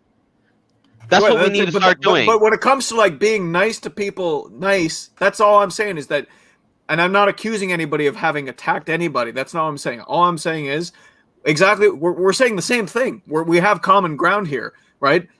if you have to, and if someone isn't going to engage in an intellectual debate with you, then they're probably not worth wasting the breath on, right? There's no point Cody, in it's like anything in life. You sit there and you have intellectual debates with people, nothing gets solved. But when you go at a full throttle and get up in people's faces, that's when things gets resolved. Unfortunately, that's just the way of life. You hold them accountable for their opinion. These people, people need to start getting held accountable more for their opinion nowadays. Like every day, right? I've held myself accountable for some of the shocking opinions I've had. You know, I said that we're going to win the league. I said I'm an idiot for that. I can't believe I actually thought that in the beginning of the season. I was a moron, right? I also said, that. Mourinho was going to be the special one, and he was going to overcome this bad crisis. I was wrong about that too. Like, people need to start being held accountable a little bit more for their opinion and admit that they're fucking wrong. You know what I mean? Like, just admit you're fucking wrong, take your medicine, take the fucking L, and move on and learn. Well, part of the problem here is, like, for example, Bob Spur has touched on this a few times, is for the people who are anti-Enoch out, anti-Levy out, or for the people who defend these players like Winks and Davis, they don't have counter arguments. They don't. No. And and for example, like Alex, when Alex defends Ben Davis, he doesn't provide an actual counter argument. No, he doesn't. He just says over and over again, he's a good player. He's a good squad player. No. Back it up. He doesn't provide a counter argument. And that's the problem. It's hard to have an intellectual debate with these people because in order to have a debate, the other person has to provide evidence to support their arguments. And these people don't. Give me more, Kieran. Give me more. Oh, please, Kieran. That was amazing. What you said is absolutely right on the money. If you watch any debate Alex and I have, he can say, "Oh, Marcelo, I screwed you." Alex, the only thing you schooled. Okay. I'm gonna say that's fine. You can say that. There's people out there. I agree. There's lots of people out there you cannot have an intellectual debate with. But how many times in your heated debates with Alex have you actually got him to concede that you are right and he is wrong? Cody. I speak to Alex a lot off camera. And lately, he's starting to say that, you're right. You're right on this. You're right on that. So in fairness, they do concede. Cody, because it's hard. No, Cody, because Cody, it's hard when everybody, like, when you're just breaking someone's down, right? Like obviously he's not gonna say it on camera because he wants to, save face, right? But when you're getting beaten in an argument, right? It's a very hard thing to take, and then especially when you're getting beaten in an argument, and then you see performances like that from Spurs where it's flat, fake, it's sad, and then you're like, fuck, maybe David is right. Maybe Marcelo is right. You know what I mean? Like it's hard. The beneficial thing is that we're on the correct side of the argument. So inevitably, even if they don't accept defeat or concede after the debate, all we have to do is wait, because now that thought is in their mind of our opinion. And then they go and watch the football, the absolute shit football. Preach, lad. And then there's like, hey, maybe. Keep preaching. Tottenham will prove us right. Here's how I'll put a bow on all this. Okay, first of all, Alex is a lovely fellow. I love Alex. I love Alex. But second of all, he has a beautiful smile. Alex does assume some positions that are defensible, but he's not very good at defending them. I'll say that. No, he was spot on about Leicester. For the most part, I think that the way that you're going to sway people's minds is by engaging in intellectual debate with them. But there is a time and a place where someone needs to be bantered for being absolutely wrong and not being able to factually back up their opinion. I agree. So it's a spectrum. It's definitely a spectrum.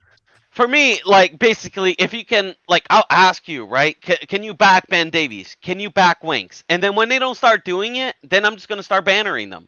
I'm just going to start, I'm just going to, you don't know football. That's all I'm going to start saying. Like, you know what I mean? Like, you just got to start bantering them, because eventually, when you get bantered so much, right? And then, you keep defending these players.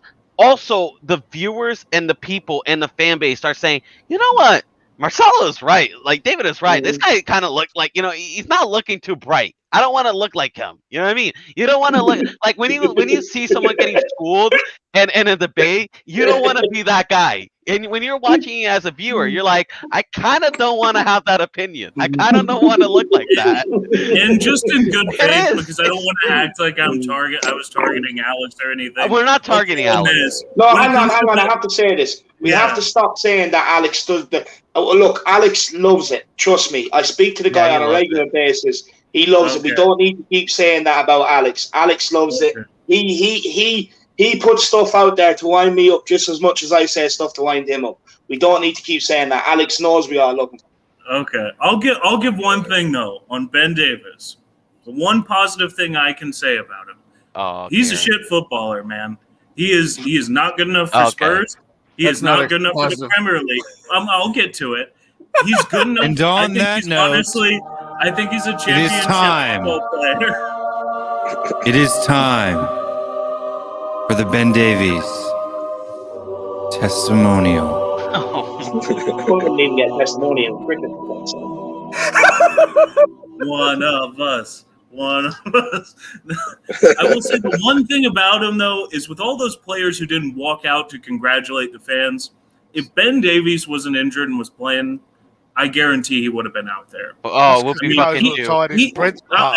Listen, he's terrible. Okay. At least he gives a shit. I'll say this about Ben Davies. Deli, Winks, Sissoko, Moon Boots, like these guys, they don't give a shit. Aurier, like these guys, at least Ben Davis has some sort of appreciation for the fans in the club. I'll say this. I'll say this about Ben Davies, and I'm not defending him as a football player. Okay, you are. But if you have to make a statement, no, I'm not. No, I'm not. The only level on which I can actually defend Ben Davies is that backup left back is not like in the top 5 problems that needs to be addressed at this football club. Well, we're gonna have Sessegnon, so we can sell him. And Sirkin. I'd rather have Reggie and Sessegnon next season. Just have and Sirkin, Sirkin is probably better than Ben Davis. So no, he gone. Like on other news, guys, right? Did you see what Ali Gold posted?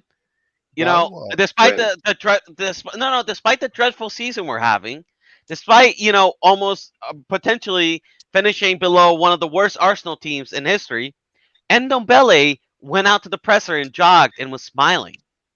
Oh, thank you. Like, wow, nice. Good for him. But I'm going to play this because I was watching it and it reminded me, so I wanted to see what you guys think about this right here. You still got the testimonial voice.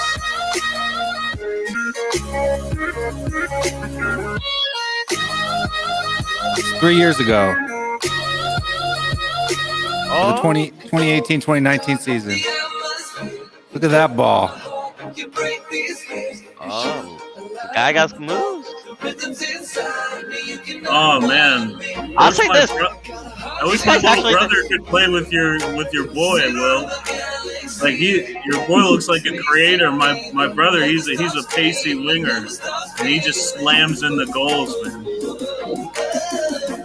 Probably played pretty well together. Takes it in the corner, passes it back into the spot.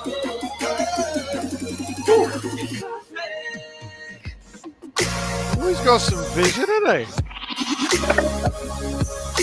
Attacking midfielder, lad.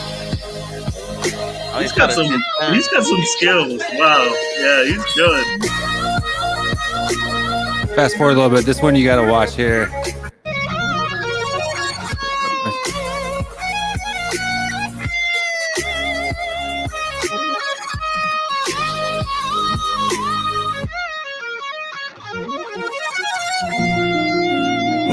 Fake shot, fake nice. pass there.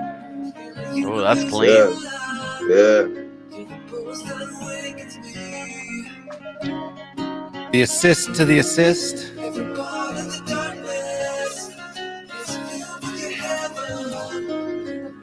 He's got skills, man. Yeah. We'll remove that. Show us at his wedding. Will, now let me ask you this, right? No, hold on a second, Will. I have to ask you this question. right? As a father, right? Your son, let's just say he gets really, I know he's working hard, and he gets to the big stage, right? He gets he gets to Europe, and Tottenham Hotspur calls. Would you let him go? I wouldn't. I wouldn't let my kid. Tottenham right Hotspur. now? No. Like in the future, I still wouldn't let my kid go to Tottenham. I would not. I mean, in the future, I don't know, but I don't. Oh, right now. Okay, let's say right now. Would you let your kid go in there? I would. I wouldn't. If I mean, it that's would the only depend. club Leave to calling the academy. That's the only club calling, yeah. I mean, I'll be honest with you right now. If the only club calling was Arsenal, I'd have to think about it. Oh, I don't think I could do that.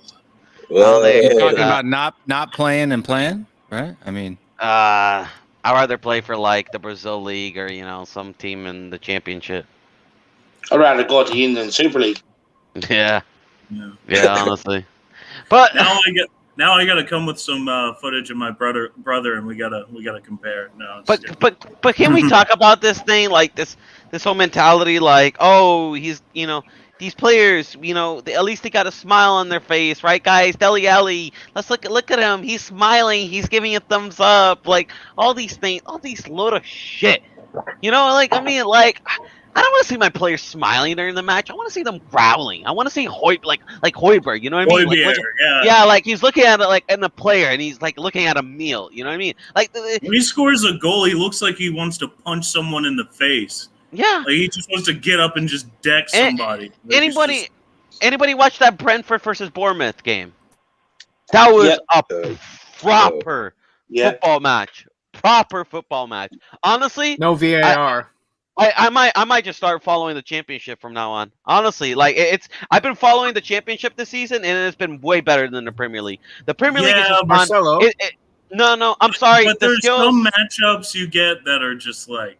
But the thing Marcelo, is, Marcelo, I just wanted to ask: were there any like serious blown calls by VAR in the match today? Like calls that would have been overturned by VAR? I think so. I think a little. Yeah, maybe some. I don't know. Honestly, I don't know. I didn't care. That's the thing, Cody. I wasn't thinking about it. I was just enjoying the game. It's so weird to think that just used to be what happened. Is that referees made mistakes and we just accepted it. You just accepted it and move on. But that's the great thing about football, lad. You know what I mean? You just move on. Just let it go. You don't let it go. That's what makes it great. The Maradona handball. people still talk about it this day. When people forget when Brazil got fucking cheated by the scum, stupid fucking Italians and the 1982 World Cup. I'll never forget it. You know what I mean? My dad never forgets it. He still hates. He still talks about it to this day. But that's what makes it great football. I watched that Bournemouth game and I was just like, oh man, like just seeing it back and forth. It was just amazing. And just like, you know what? Those were actual footballers out there actually giving a shit about the club, not some celebrities. When I watch football nowadays, right, unless it's like a team like City, right, where, everybody just are there to win. Everybody has like a winning mentality. When I watch some games, it's just like, it's almost like celebrities just meeting up like, hey, Grealish, what's up? How you doing today? Hey, that's a nice Lamborghini, bro. Like, you know what I mean? Like, it's just... 재윤 씨 환영합니다. 그 챗에서 좀 보는데 왔어서 아주 기쁩니다. Hey man, that's why maybe we don't have football players. We got celebrities in our club. That's why. Well, it's not just our team. It's not our team. It's all the big clubs. It's all the big clubs. You look at Arsenal. You look at United. Like United and City, they were fucking hugging after the match. Like you did that to Roy Keane. He might be sentenced to jail for fucking life. Like you did that to me. You know what I mean? I remember when I played, my local team. When I was a kid. Like, if they came to give me a hug, I probably would have been suspended for the season. I'll probably be suspended for the season. You don't do that. It's ridiculous. Joe Louis got a message for you. Marcelo. Joe Louis got a message for you. Bring batteries. Joseph Monahan. Brazil, I think, was 1982 World Cup squad. Italy, we lost 3-2. Zico actually equalized with a goal. They said it was offside. Zico was clearly onside. Bullshit call. We'll never forget it. Robbed us of a World Cup. Best team to never win a World Cup. Brazil got fucking robbed. We got screwed. Or David, what about that France handball to knock Ireland out? Thierry Henry, Yeah, that quick Henry. Yeah. Thierry Henry goal. Yeah, Thierry Henry, yeah. And I wouldn't mind France won the World Cup that year and went out of the group stages. They didn't, you know what I mean? Yeah. Yeah. That was during the domination era. But you know what was even worse embarrassing? The Irish FA asking for compensation. I felt embarrassed. You know what I mean? Yeah. It happens, just take it like a man in a way. You know what I mean? Asking for compensation and then asking to be like the extra team in the World Cup and all. We're a joke. You know, if Roy Keane was captain, he would have went mad. Yeah, I gotta go to sleep, lads. I gotta wake up in like 5 hours and go to work for 12 hours. All right, see you later. Have a good one. Sounds like fun. Take care, Marcelo. All right. Yeah, All right, it last is. one. Yeah. Last one. See you, Marcelo. Enjoy work, Yeah, lad. gotta go now. Let me see Watch this this hold pass. up play. Guy fights him. Ooh, that was a clean goal. Nice. Watch this touch right here. That's really nice. That's a good first touch. And then you ask me, I wonder, how can Dele Alli not have a good first touch? You know what I mean? Because he doesn't have me as his dad. That's why.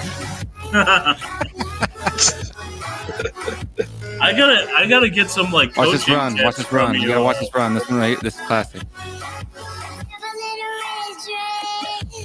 Times it perfectly. Slows down just enough for the winger to get past him. Oh, you may see him there someday. Man, you gotta give me some coaching tips that I can use on my little brother. I'm trying to take his training up a notch. All right, have a good one, boys. Night. Yeah, mate. See you, Marcelo. Proud dad. Sorry, guys. That's enough. You guys kept me going. Talking about training, and I brought it up, and that was there. Yeah. Guys, can we do a quick microphone check? Does my voice come out all right? Mic check. 1 2 1 2. Yip. Hey. Good. It hasn't been much of a preview show, I'll say that. That's what it is. It never is. We don't do that all the time anyway. It never is. It's become less and Look at the less. title. Wayne Less and Bonner, he less. did just beat Moon Boots. That is definitely a Moon Boots type of player. Does anybody actually think we'll win tomorrow? Does anybody? Yeah, 4-1. 4-1, man. 4-1. It's going to happen. Watch. Well, except Mr. K, since he always has the same prediction. Listen. Where's Steve Hitchin at? no. Joe Lewis. Go get Steve Hitchin in here. Go get Steve Hitchin in here. No, guys, it's jokes. How's your weekend been so far? Oh my days. We're at Joe's. That's got the one more day next to go. movie that Joe's starting in. Yes. Dr. No. Wrong button. Yes. Get it out of there. Oh. Your timing's off, Cody. I got Sorry. some foxes fighting out there. The watcher count keeps dropping. Unsubscribe. Somebody did unsubscribe, but then subscribe back when I was like, "Who unsubscribed?" And they was like, How dare you. 707 back again. Or somebody else. Arthur What's up, Mr. Everett- K? You've been quiet Arthur sitting Everett. back there, Closing in on Yeah. us. Mr. K. Oh, sorry, guys. I do beg your pardon. I was miles away. I was mesmerized with trying to figure out what you guys have got up to, and I figured out that you guys have probably done a full circle by now. It's been like 1 hour and 48 minutes. So anyway, I've just come into the back end. I was out playing poker, and I was trying to do something normal with my life, other than what's going on with this, and it felt quite nice. And I What's come back normal? and it's playing poker with the lads, on a Saturday night. It's like that's normal. That used to be my normal, but it hasn't been for a long time, honestly. But this new normal that we got over here is like summertime of discontent or summertime of nothing content. You know, what's happening tomorrow? Honestly, the team that we've got, if those boys ever wanted to ever play on their day right, yeah, and they're not playing on their own ground, and, you know, they could pull it together for one day, they could beat any team 4-1. I'm telling you straight. The question is, on the form that they've got so far, whenever they've gone up against a tough cookie, right, yeah, they've had a bit of a problem. And this particular tough cookie, they're on a very good high. And the team itself, is the way it's passing to itself, right, yeah, is flowing and working, and it's hitting teams, right? So that's evident. So we're going up against a team that's in good form. We haven't got great form, but we've got players that can, at any time, pull something out of a bag at any given moment of 90 minutes. Yeah, but I don't trust Mason to make an adjustment. Whereas I do trust Brendan Rodgers to make an adjustment. Yeah, unfortunately, that's where I think the game's going to go. You're right. It's going to be the tactical side. Rodgers is going to outdo him again, just like Bielsa. That's what I reckon. 100%. But, but we're going to see it. And, then we're going to know for sure whether, Mason's got a trick or two up his sleeve. The good news is all the England fans are going to know how we feel shortly, because watching England is very reminiscent of watching Tottenham. Like, you expect something, but they never fucking deliver it, and they always underperform. You're right, Jason. So true. So the rest of Britain's going to know how we feel shortly. Joe Lewis, who's Kenneth? Who's Kenneth? I don't know who Kenneth is. I know he's your boat boy, but I'll have to Google. Kenneth is PA. Kenneth, Joe Lewis's boat boy. Oh, that's funny. But anyway, does Vardy play tomorrow? Yeah, I think so. Yeah. Why shouldn't he? With no conviction at all. I mean, I haven't looked at a lot of the team news. Do they have any injuries or anything like that, or no? Fully fit Leicester. They have Harvey Barnes out, Sengi Zunder, the winger. They have Justin James, the fullback, and they have Evans, the centre back. They're all out injured. Oh, they're definitely going to win then. It's not horribly bad for us. Is Pereira fit? Who? Yeah. Ricardo. I mean, Pereira. Barnes is big for them. Yeah. So is James. Okay, so they have a right back. So. Yeah, well, they have Castagna, they have James, or they have Castagna, they have Pereira. Castagna, Pereira, those are good players. I mean, not as good as James, but like, sure, all three of them are better than all of our right backs. So. Do you think Leicester will have a hangover from the party from winning the cup? No. in like a week. They don't want to bottle Champions League again. Mm-hmm. It'll be 2 years in a row. They've just chucked it away. But if you see the league, right? If Liverpool wins, Leicester wins, they still won't be. Will they still be in the Champions League? No, Leicester are fifth, so they need. If Liverpool and Chelsea win, they'll get top four. Leicester, no matter even if they win, they won't get top four. So now what we have to hope is that Liverpool to win and Chelsea to be winning, then maybe Leicester will lose to us. Yeah, basically. Yeah. We need to win so we can avoid same tottering. Guys, can I ask a quick question? Guys, can I ask a quick question? Since Ryan Mason's been the appointed one, 100%. has he ever played Lucas as a starter in any of the games that he's chosen the team sheet for? No. Southampton? None whatsoever. Look, None. David, hold on, I gotta stop this because look, Joe, who I'm assuming is also Steve, whoever you are, you got to start coming on streams because you're an absolute riot, mate. A riot. Like I've never seen better. Have you ever seen better banter in the chat, David? No, it's top level shithousery. I admire that sort of shithousery. It is. It's top level. I admire it, I have to say. Steve has nothing to do with me. If you're gonna be, that's the thing. If you're going to be a shit house, at least be a shit house like this guy. Yeah, that's funny, right? Yeah, if you're gonna be a Like, troll. he's not a shit house, man. It's entertaining. Here's the thing. I think we'll And he's polite. avoid St. Totteringham's Day regardless because I'm back in Brighton to beat the scum. So Who's at home? Brighton. right. Cheers. They'll have the fans in as well. They'll have fans, yeah. If Brighton want to win any game, they have to score goals.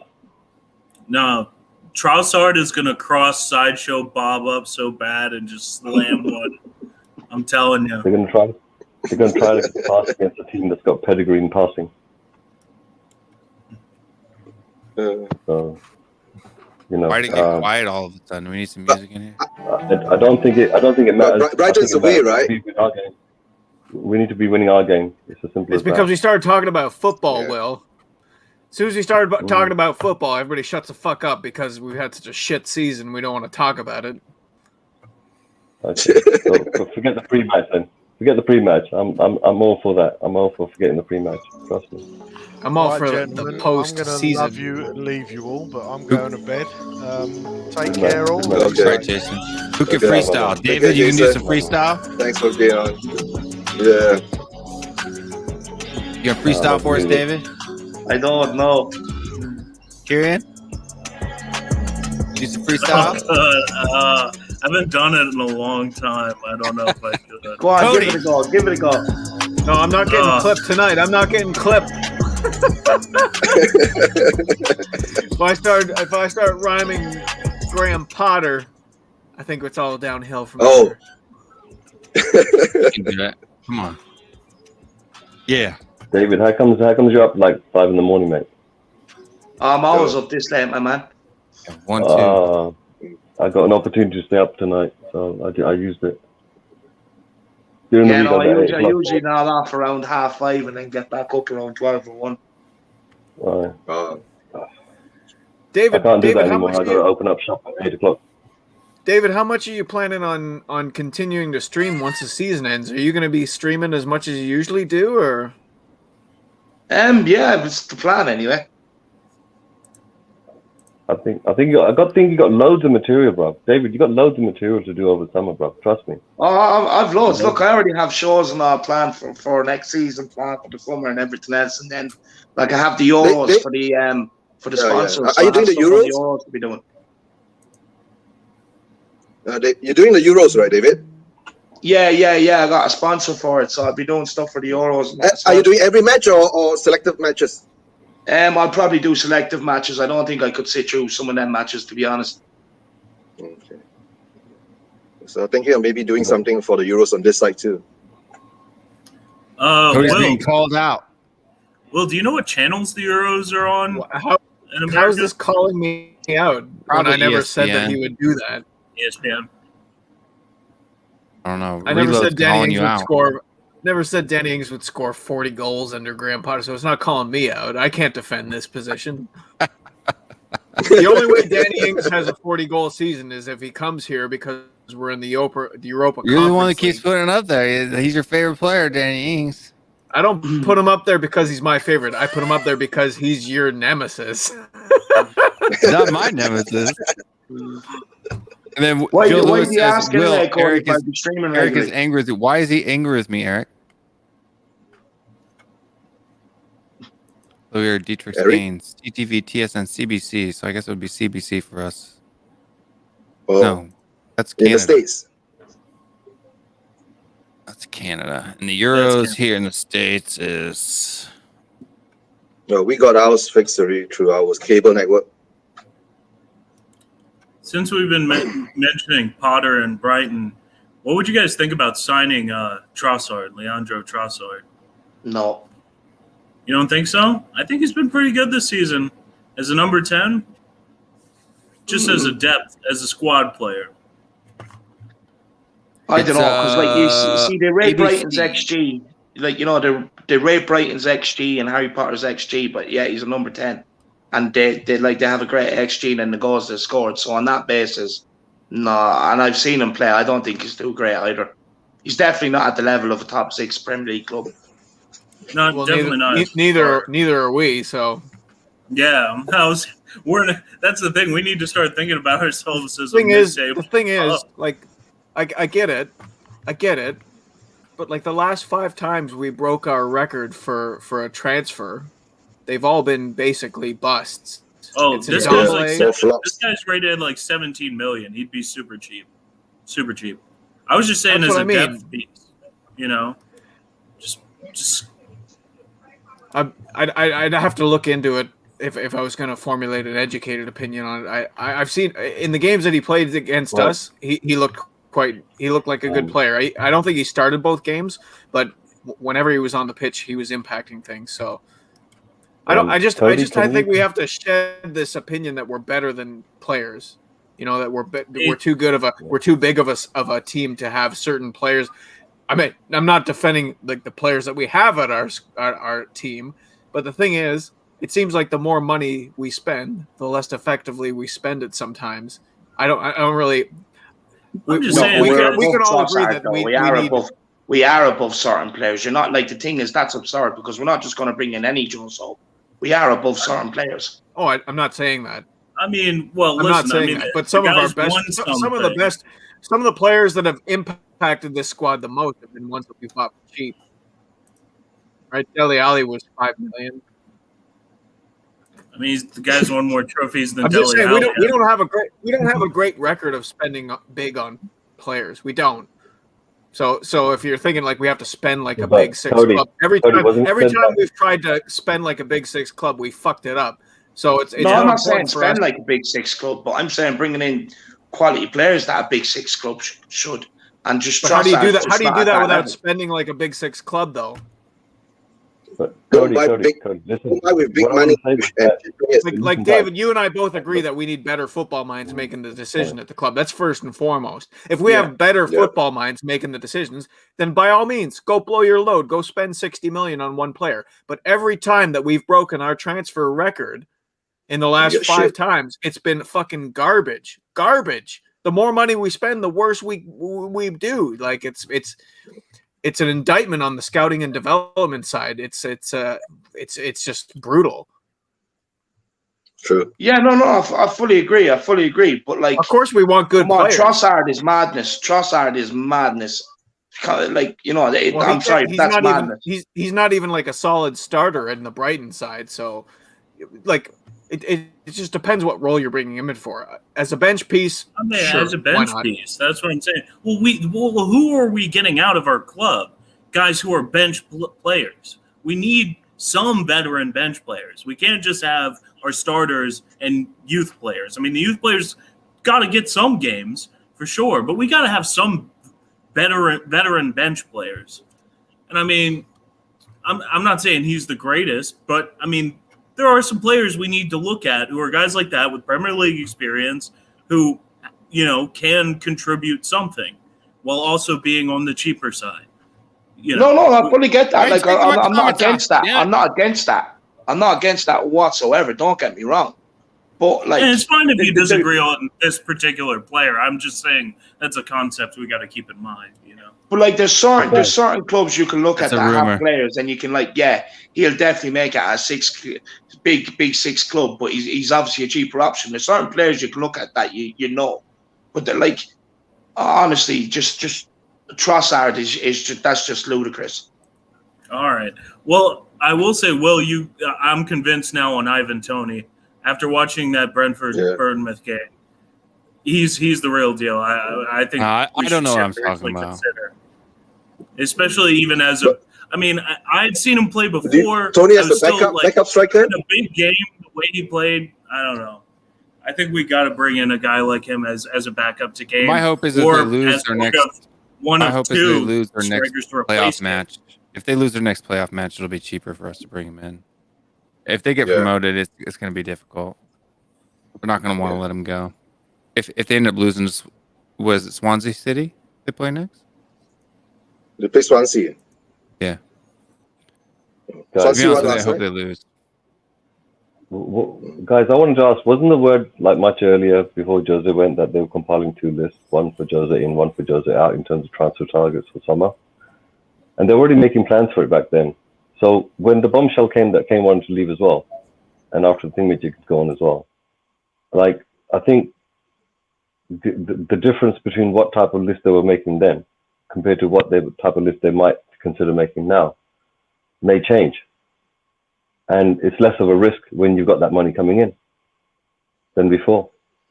Do you understand? So I think here Levy's got an opportunity, like, to be smart. If he can't keep hold of Kane, then he can invest. If he can keep hold of Kane, right, like he did with Bale, did with Modric, right, kept him there for an extra year when they said enough's enough, and then he sold them on to the next year and the next season. Do you understand? Because during that season, Kane was still going to knock in like 25 goals in the Premier League. That's for sure. But that will depend on whether we make Europe or not, Mr. K. You know, but that's the point, though, is that this is all dependent upon tomorrow's game and what comes thereafter. So these type of lists, they're going to keep changing. They're going to be in flux. But the central part of Levy and crew, they've already got a core list of targets that they made for themselves. That was independent of Jose. You know, that they had. We don't even have a manager at the moment. That's another problem. No, but what I'm saying is the manager never dictates. He makes a list of types of players that he would like to have, and then you know they try to bring in. They get a second list, right, of the alternative. Yeah. Do you understand? True. And that's where Hitchens and crew comes in, and that's where they interfere with the manager's process, because the manager says, and that's when they fuck it up. Yeah, because he can do this, this, and this, and what Levy and Hitchens will do is say, okay, we'll try to get this, but you know, is there an alternative player that matches that exact same attributes? And then Hitchens will cheaper. Say, will turn around and say, yeah, here you go. Here's a guy. He's £10 million cheaper, right? And you think, all right, fair enough. That's my backup, right? So he'll mess around, right? Yeah, with the other guy for like most of the season, and then try to buy this backup towards the last week, right? And that's been the pattern like throughout.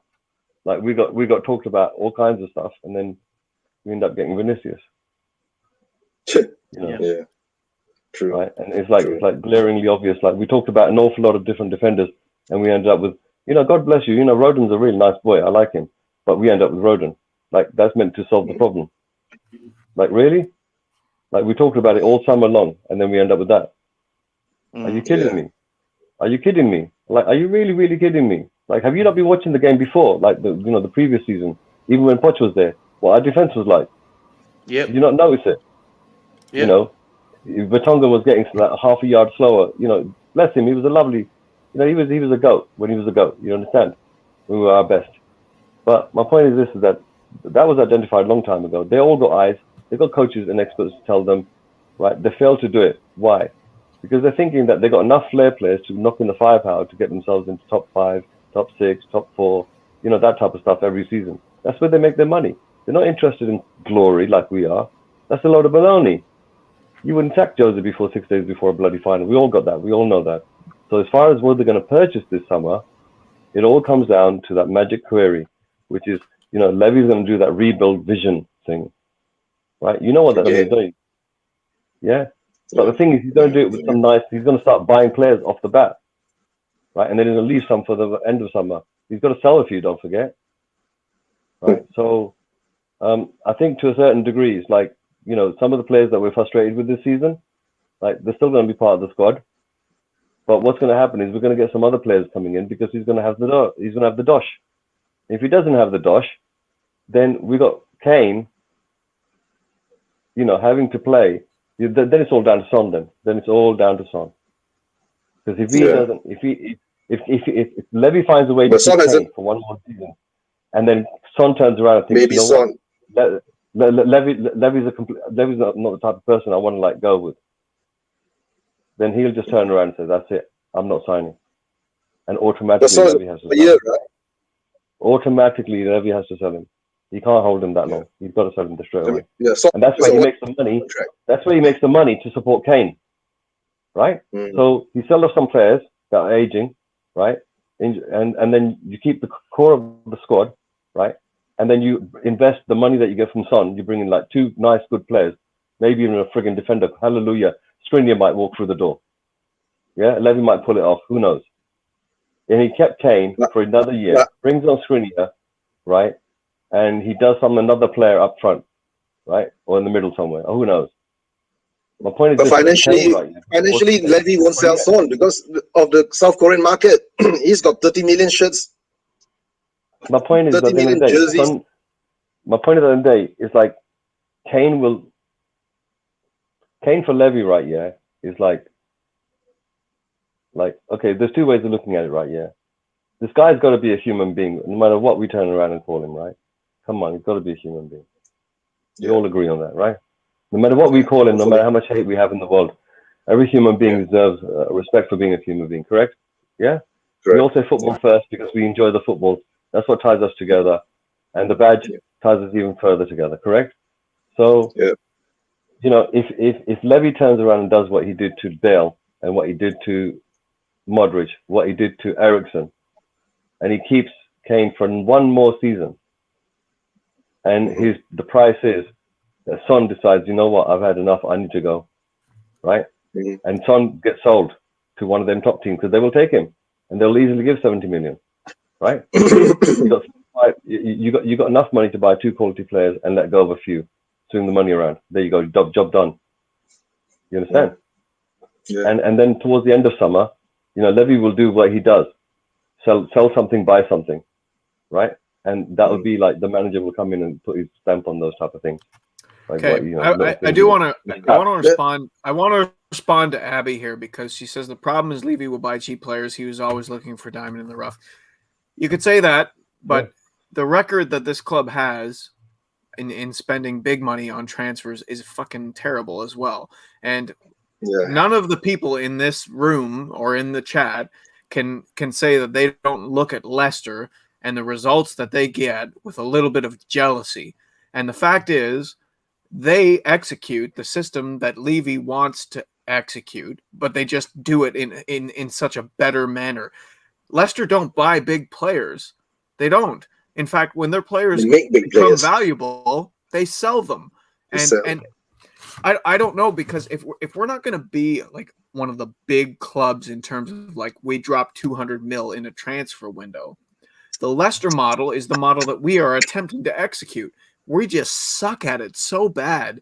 And every time that we have tried to go away from that identity of being more focused on talent development as opposed to talent acquisition, we've just failed. So it's I don't know what the answer is under this ownership. I mean, obviously, if we could change ownerships, that would probably be for the best, depending on who came in next. But yeah, I can't disagree. Like we have bad people. We have people making the decisions on the personnel side that aren't qualified to make it. That record has been proven. You just have to look at the transfers, and so whether we spend small or we spend big, until we get good people who know what they're doing in place to make those decisions, we're fucked. I'm sorry, we're fucked. True. But see, the thing is, sometimes spending big on a player does work, because, like, we do actually have history of buying in some big players and it working. Like Luka Modric, when we bought him, and everyone in Europe wanted him at the time. He was a big transfer. Yeah, like just because it was a fee back then. That was a big fee back then in them days. Berbatov was another player that we brought in. Like that was a big fee for Tottenham at the time as well. Like we do, it's about the people around Levy making the football decisions, because back then he had people there making the footballing decisions. And this is the thing. This is the major problem. And this is we like can't stress this enough. We need football and maybe after all these few times, right? Levy's making the football decisions now. He has taken over the job, right? So, like you said, we spend big on players who are shitty, correct? Yeah. So maybe that vision that Levy has, he thinks he himself can spot the talented, good mentality, the correct type of players for Spurs. But in the end, he picks the shitty ones, correct? Like, let's say Jose came in, he wanted a defender, a proper defender, like Skriniar. Yeah. But he went and got Roden. And while he was getting Roden, he brought in Bale to distract all of us. Because the problem was the defense. Yeah. Tell you the truth. We might not even have needed Bale. But Bale was, oh, the prodigy son is coming back to Tottenham. Oh, everybody was hyping it up. And then we forgot, oh, actually we needed a defender. Not one, maybe two. And actually we might not even needed Bale. Because we already had Son, we had Bergwijn, Mora, more players to cover that position. Right? I mean, that's my opinion. What do you think? Yeah, no, I agree with that. Like, and like the list that Cody did, it shows. That's what I'm saying. 250 million squad. For as long as I've known Spurs, we've always had a squad with good squad depth, with players that could always come in and were competing for places. But like over since the move to the new stadium, that's completely ever since Poch left. Or maybe since we moved the new stadium and the Champions League final. Even under Poch, let's be honest. At the end of Poch, starting 11, we didn't have great players outside the starting 11, even under Pochettino. Yeah. Oh, sorry. You know what? No, you're good. There's when you read about the double winning side of 60-61, the years leading up to our success at the highest level, we were known as a money club. We broke transfer records on individual players for their position at the time. We spent money, and we spent money effectively. Yeah, it's in our DNA to do that. The thing is, at this point, it's ancient history. Like what you're talking about with Modric and everything. That's like those are just bones in a graveyard now. It's been so long. Who was the last like successful big signing that we had? Past 5 years, none. Who was the last marquee signing that worked out? I mean, it depends how you judge it, right? Because like individual players can still play well and produce stats. Vanderbilt was a good signing. That's a long time ago. That's a long time ago. That's the point.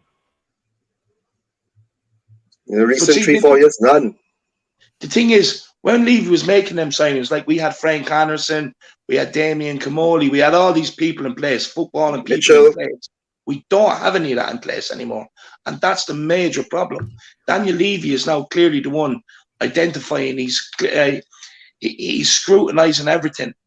And the reason why he's doing that is because of the build of the stadium. So he has to keep scrutinizing everything and crunching numbers.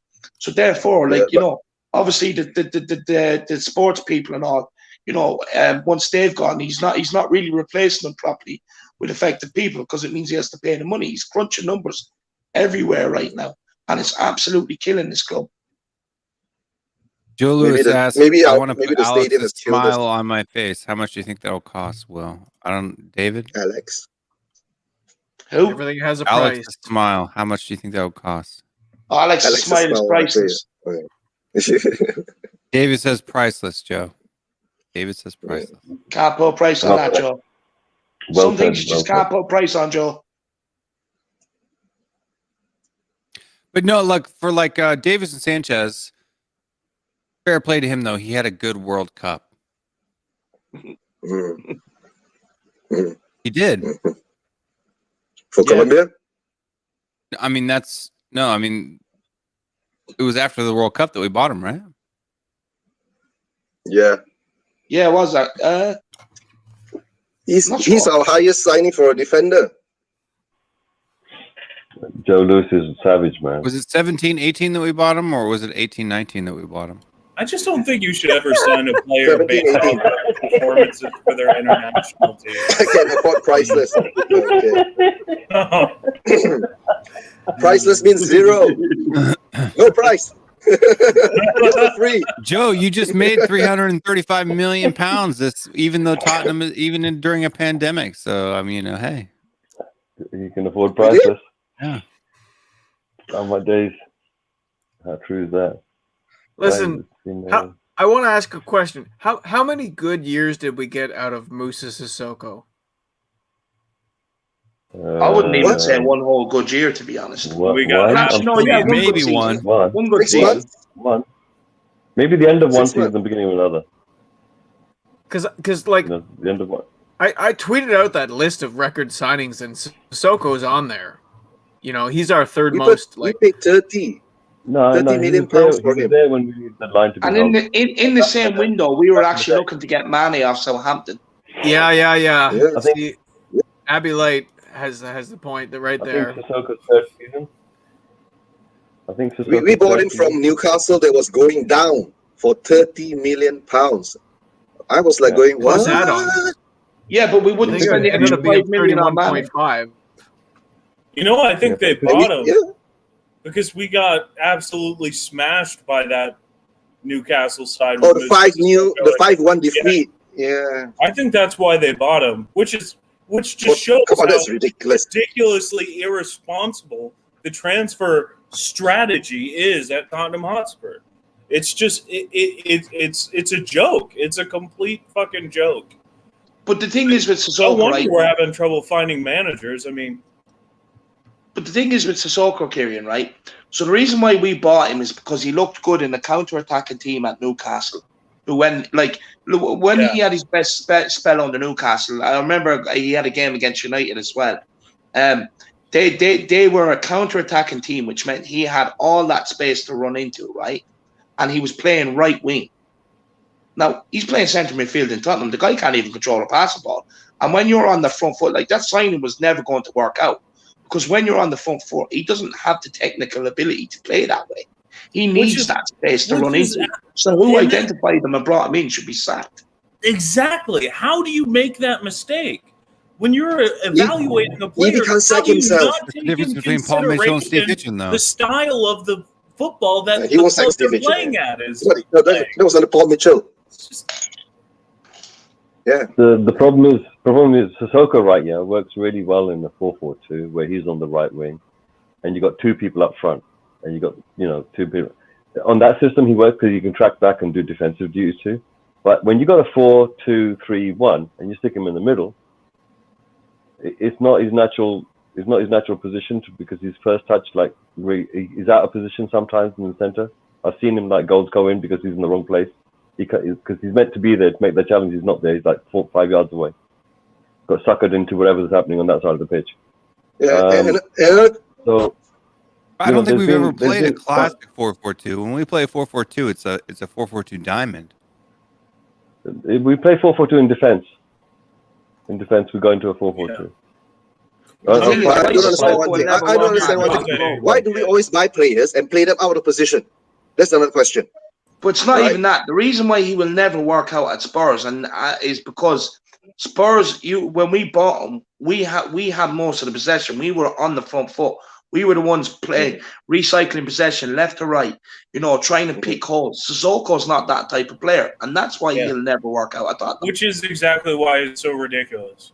Because how are you recruiting for a team that plays high pressing possession football, and you're going after a player who's been playing in a low block and counter side all season?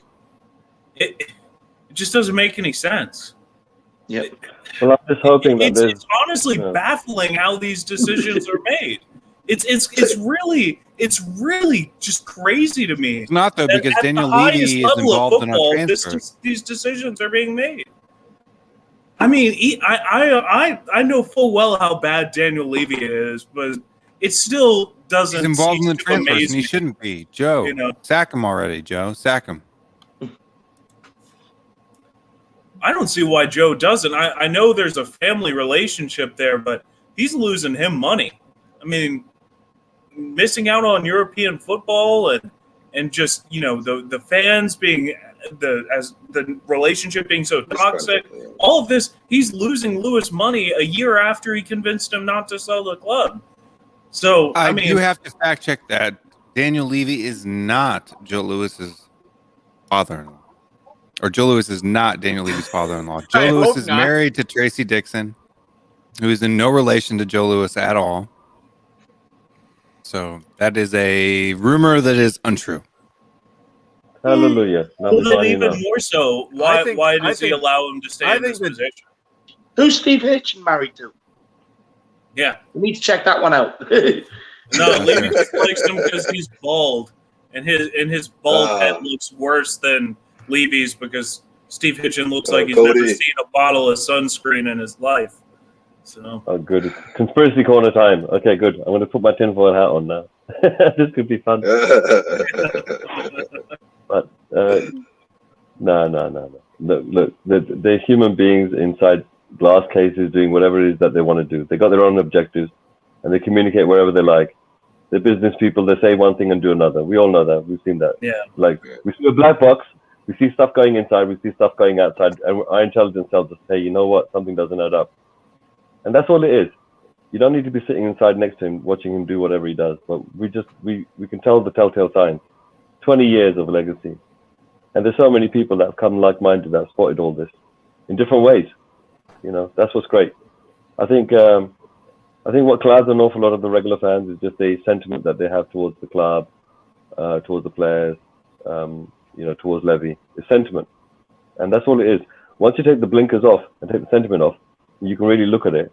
Then all of a sudden, things don't look so great. You know, you work out numbers and you think, hold on, that doesn't add up. I swear to God, like, we went for 500 days without, like, selling a player or buying a player or anything like that. And like we say, we were in Champions League all the time, top fours and all the rest of it, and we were progressing quite nicely. And like, we were making that money. Where did that money go? Like, hello. Joe has a question for Cody. It's priceless, man. I know you can afford it, but it's priceless. It's priceless. Joe Lewis must be a Leafs fan. But so Joe Lewis, we've narrowed down the country that Joe has fled to. He's somewhere in Canada. No, he hasn't fled to. His yacht is somewhere near Canada. Yacht, super yacht. I think he's parked somewhere out off Oak Island, I think. Looking for that lost gold. He's looking for that original champagne grape. He can afford prices, Cody. I'm just wondering if Joe Lewis was awake when Harry Kane fired a shot right over the bow of his yacht the other day. Did you hear it? Did you see it? Did you sleep through it? You let us know in the comments. Probably doesn't even know who Harry Kane is. Yeah, every time they say Harry Kane, every time they say Harry Kane's name, they just say it to him 150 million. And within striking distance, unlike Dyer. Yeah. The link's pinned to the chat if you want to come and have a chat, Joe Lewis. One thing that I feel kind of stupid about is I've been thinking about lately Danny Rose, and when he came out in the press and he was basically warning us about all of this stuff. And like, granted, like, there is still some stuff that, I don't like Danny Rose for. One, being one of these players who thinks he's better than he is. Oh, bye, Got Cody. Jamie back. Bye. Bye. Everybody have a good night. Look forward to seeing everybody tomorrow. Hopefully, before Cody leaves, Cody, I guess maybe we can announce it tomorrow, but we'll announce it today too. But Cody Mack has his show. That's not episode 2. Episode 2 was last week, but episode 3 this week of Morning THFC. And he's got Maddie Hayes. Maddie Hayes. Oh, big up, Maddie. Maddie Hayes. Maddie Hayes has agreed to do an autopsy on Tottenham Hotspur, since we're going to be a dead body going into Monday. It should be interesting. Obviously, it will be painful to relive, but I don't know if there's anybody I'd rather relive it with than Matty Hayes of Matt Hayes Tottenham blog. So make sure you tune in this coming Wednesday, 6 a.m. New York time, 11 a.m. GMT. We'll go through the season month by month and break it down and relive it, and then we'll all forget about it and just acid wash our brains. But everybody have a good night. I'm off to bed. Take care. Take care, Jamie. See you later, buddy. Yep, I was too late. You're not too late. We still got 30 minutes left in the show. Okay. Guys, I got to So- call it a night as well, man. I'm like extremely tired. Okay, Mr. K. Yeah. See you. But Yeah, I'm Keep gonna in bounce touch. out. Keep in I touch. have to get up for the Okay. pre-match pump All right, up Dave. shortly. I'm sorry Yeah. I couldn't chat with the rest of you boys, but I do have some stuff on Danny Rose which I've been putting together for the last 2 weeks. It'd be interesting when I start presenting it. Honestly, a lot of stuff which is quite interesting. But thank you for Sounds bringing good. it up, man. It's like I'll chat to you about it later. Good night, guys. And all the best. Alrighty. Good night. Good night. Come on, you David, guys. plug your channel and your show before you go. Yeah. Channel is the Irish Hotspur.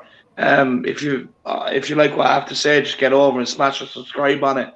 I'm looking to get to 2.5k before the season ends, and also, if you want to join me on the pre-match pump up on We Are Tottenham TV, I have to. Usually, your boy Will is there, so I'm not sure whether he'll be there tomorrow or not. But usually, Will is there, so why not We'll see you follow later. Will over? I will try my best as long as I can get in. Last week I couldn't get in, man. I was sitting there. Yeah, Last week there was a technical issue. I wouldn't mind. They were saying there was no technical issue, but then I think it was like half an hour left, and they realised it was on their end. But, Yeah, I couldn't get they in. Cody assured couldn't me, get they've in. There's a assured bunch me of it's us. been sorted out. Brian was stuck there, right, for the whole show. Joe Lewis, Yeah, I'm not. fair play to him. Yeah. And Joe Lewis, Yeah, I'm not sure if I've ever seen you in David's chat. I know we saw Steve Hitchin earlier today.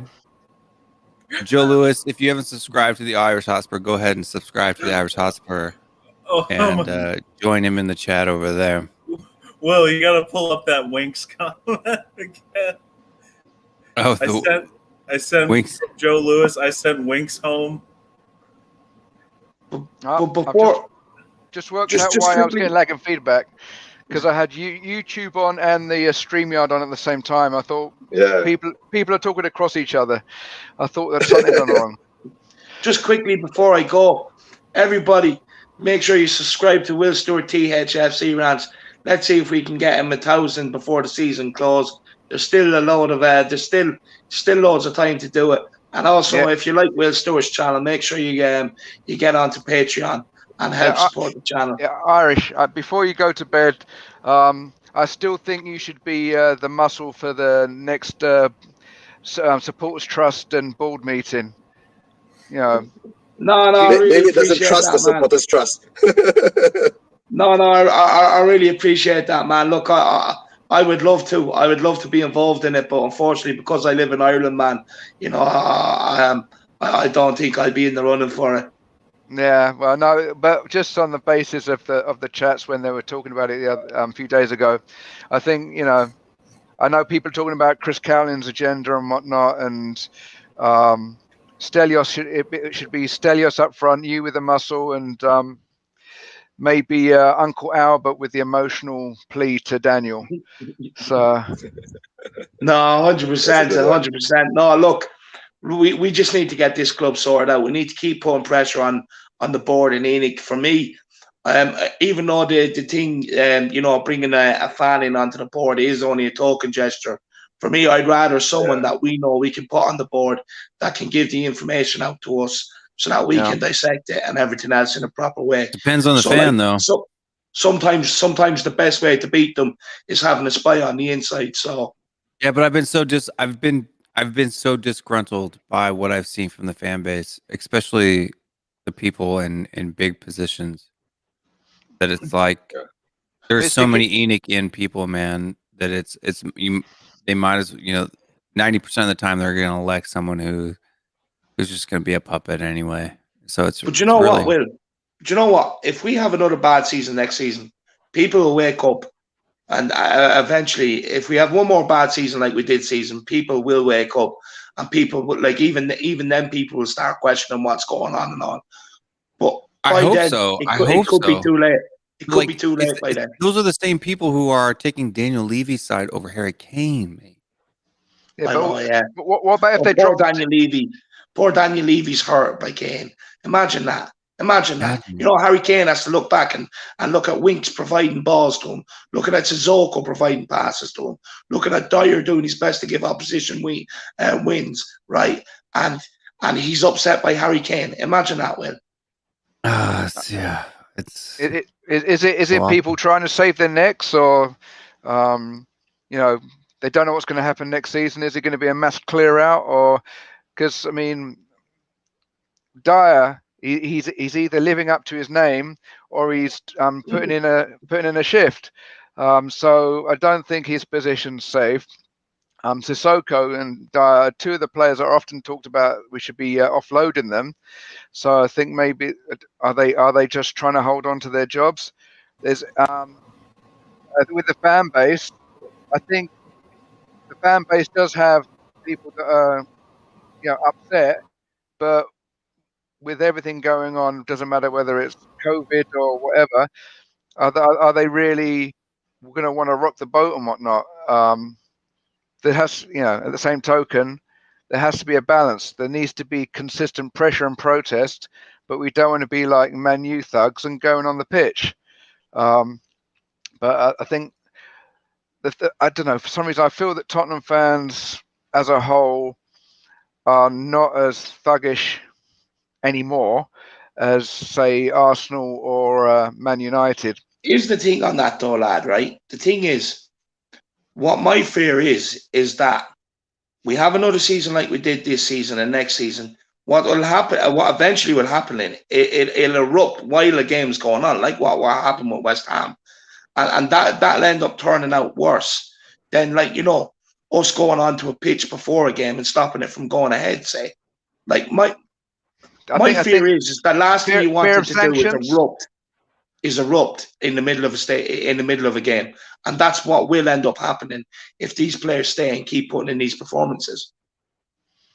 Yeah, I think like what I said when there was going to be the protest on May 15th, that there's going to be some nutters that are gonna want to just go there to cause trouble. It's got to be steady, measured pressure. People, when the crowds come back, people in the crowds, it's got to be vocal, but got to make sure there's no idiots that taint it and whatnot. Because if we spit our dummies out, we might end up getting sanctioned and causing more problems for the club we love than we solve. So. We can't be chicken, but we can't be bloody minded either. But I've been Spurs since '73. So I'm in a Spurs family. So came out into the world, into the hospital, and straight away, stamp on my forehead, Spurs. And long as I can remember, certainly since the late '80s, Tottenham has been run as a financial concern more than a football club, and that's not what the fans want. And it's become a rich man's game. Was it? Is it Uncle Albert said, £60 to watch that rubbish that we played against Villa, and then the Burnley fans were allowed to watch their last home game for nothing. Yep. I can certainly, you can see it in the American sports, maybe most of all American football. They're running business with a big B and football with a small F. So you get teams like the Jacksonville Jaguars and whatnot. They're just money making machines, and that's especially in the English game. That's not what it's about. The English game is. Years ago, Sky had a motto on their advertisement board saying, "Football's our religion. We feel the same way." It's not, let's have a healthy profit line. It's good play. It's trophies. It's titles. And because of the way that we've been run as a business for the past 25 years,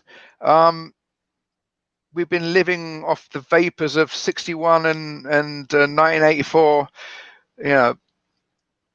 We are a big club that's just been making sure the bank manager's happy, and the fans have been getting more and more upset to the point where even the mild as a fan is going to either not renew their season tickets or something's going to kick off. But we need it to be, if we're going to kick off, it's got to be in a progressive and measured fashion, so we don't put our foot in the mouth, put our foots in our mouths, but at the same token, we don't just whisper from the sidelines and Levy and co just walk all over us. Yeah, I can see what you're saying, but you know, in life, it's kind of a balance of the two of having a few nutters there and, you know, putting sustained pressure on that kind of ends up getting results in the end. So I think. Well, keep the nutters on a leash so they don't go too far. Yeah. That's kind of it. You know, let them off the leash to scare them enough, but then rein them back in. But then you also need to have that element of sustained pressure. But look, to be honest with you, whatever comes, it's all they're doing anyway. It's all Levy's fault and Enig's fault anyway, regardless of what comes. You know, like, look, I'm kind of at the point, in order to get change and that, I would sacrifice a point deduction in the league. Like, it's only going to be a small one anyway. You know what I mean? But I would sacrifice that now at this point to get change. 네, 늦게 들어왔어요.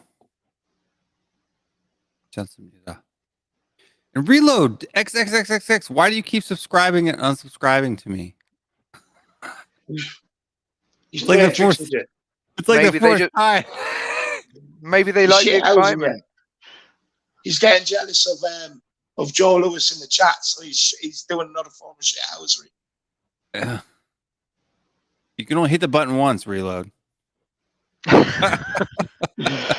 Maybe he's got the jitters as to what's going to happen to us over the summer. Yeah, he's not sure whether he wants to commit to the channel or not. He doesn't know what news is going to come out Tottenham over the summer. Commit. Well, I always say it's one of the reasons why we got blue in our kit. You know, we have to hold our breath so long every season. You know, I don't even if we, God forbid, even if we went down to the lowest of the low, I'd always be a Spurs fan. You know, TTID is. Oh yeah, no, 100%. It's just not good for my health plan. You know, I'm 48 now, and you know, I want to make sure that I have a few more good years left in me. I don't want to be popping my clogs because Daniel Levy has given me an aneurysm. Being a Spurs fan should come with private health insurance, man. Yeah. Actually, it might get a few more fans in the door. 100%. But honestly, guys, look, you can hear it in my voice. My voice is gone. I'm checking out for the evening, guys. And I'll see everybody. What time are you going? What time is the pump up, David? Pre-match pump up is at 2:30. Half noon. 2:30. Oh, 2:30. Yeah. So 2:30. 9:30 p.m. my time. Yeah, so 9:30. For me and Jamie, it's 9:30 p.m. 9:30 a.m. my time. Your time, yeah. Yeah, Eunice and I are about 13 hours ahead of the States, and about 7-8 hours ahead of UK. So yeah.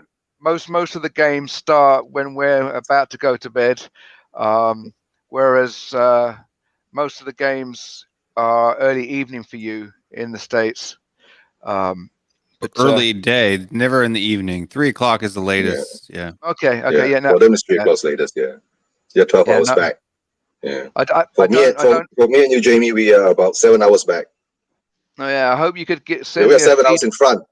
Send me a feed for the cable, a legit feed, because I'm a church boy and whatnot. Because I end up having to listen to it online, keeping my wife up, and she's like, "Oh, go to bed." I'm like, "No, I'm listening to the game." But watch it. But thank you, David, how for do you coming get your on. matches Everybody, over go there, ahead. Jamie? Hold on one second. Everybody, go ahead and make sure you check out the pre-match pump over there on We Are Tottenham TV, the Irish Hotspur. Give them your support. And Chris Cowlin and even oozing sauce expressions. Well, I'm boycotting Chris Cowlin right now, so I won't be supporting Chris. Yeah, same. He does have a good feed and whatnot, but at the moment, since I'm only just first showing my face on this online and whatnot, I'm gonna tread carefully with him. I might. I know I said that Chris had an agenda and whatnot, but again, I did say also pressure, but not losing the head. So I'm sure Chris is a great fella. My whole thing with him is that I respect you if you take a position and you hold to it and you're honest to it.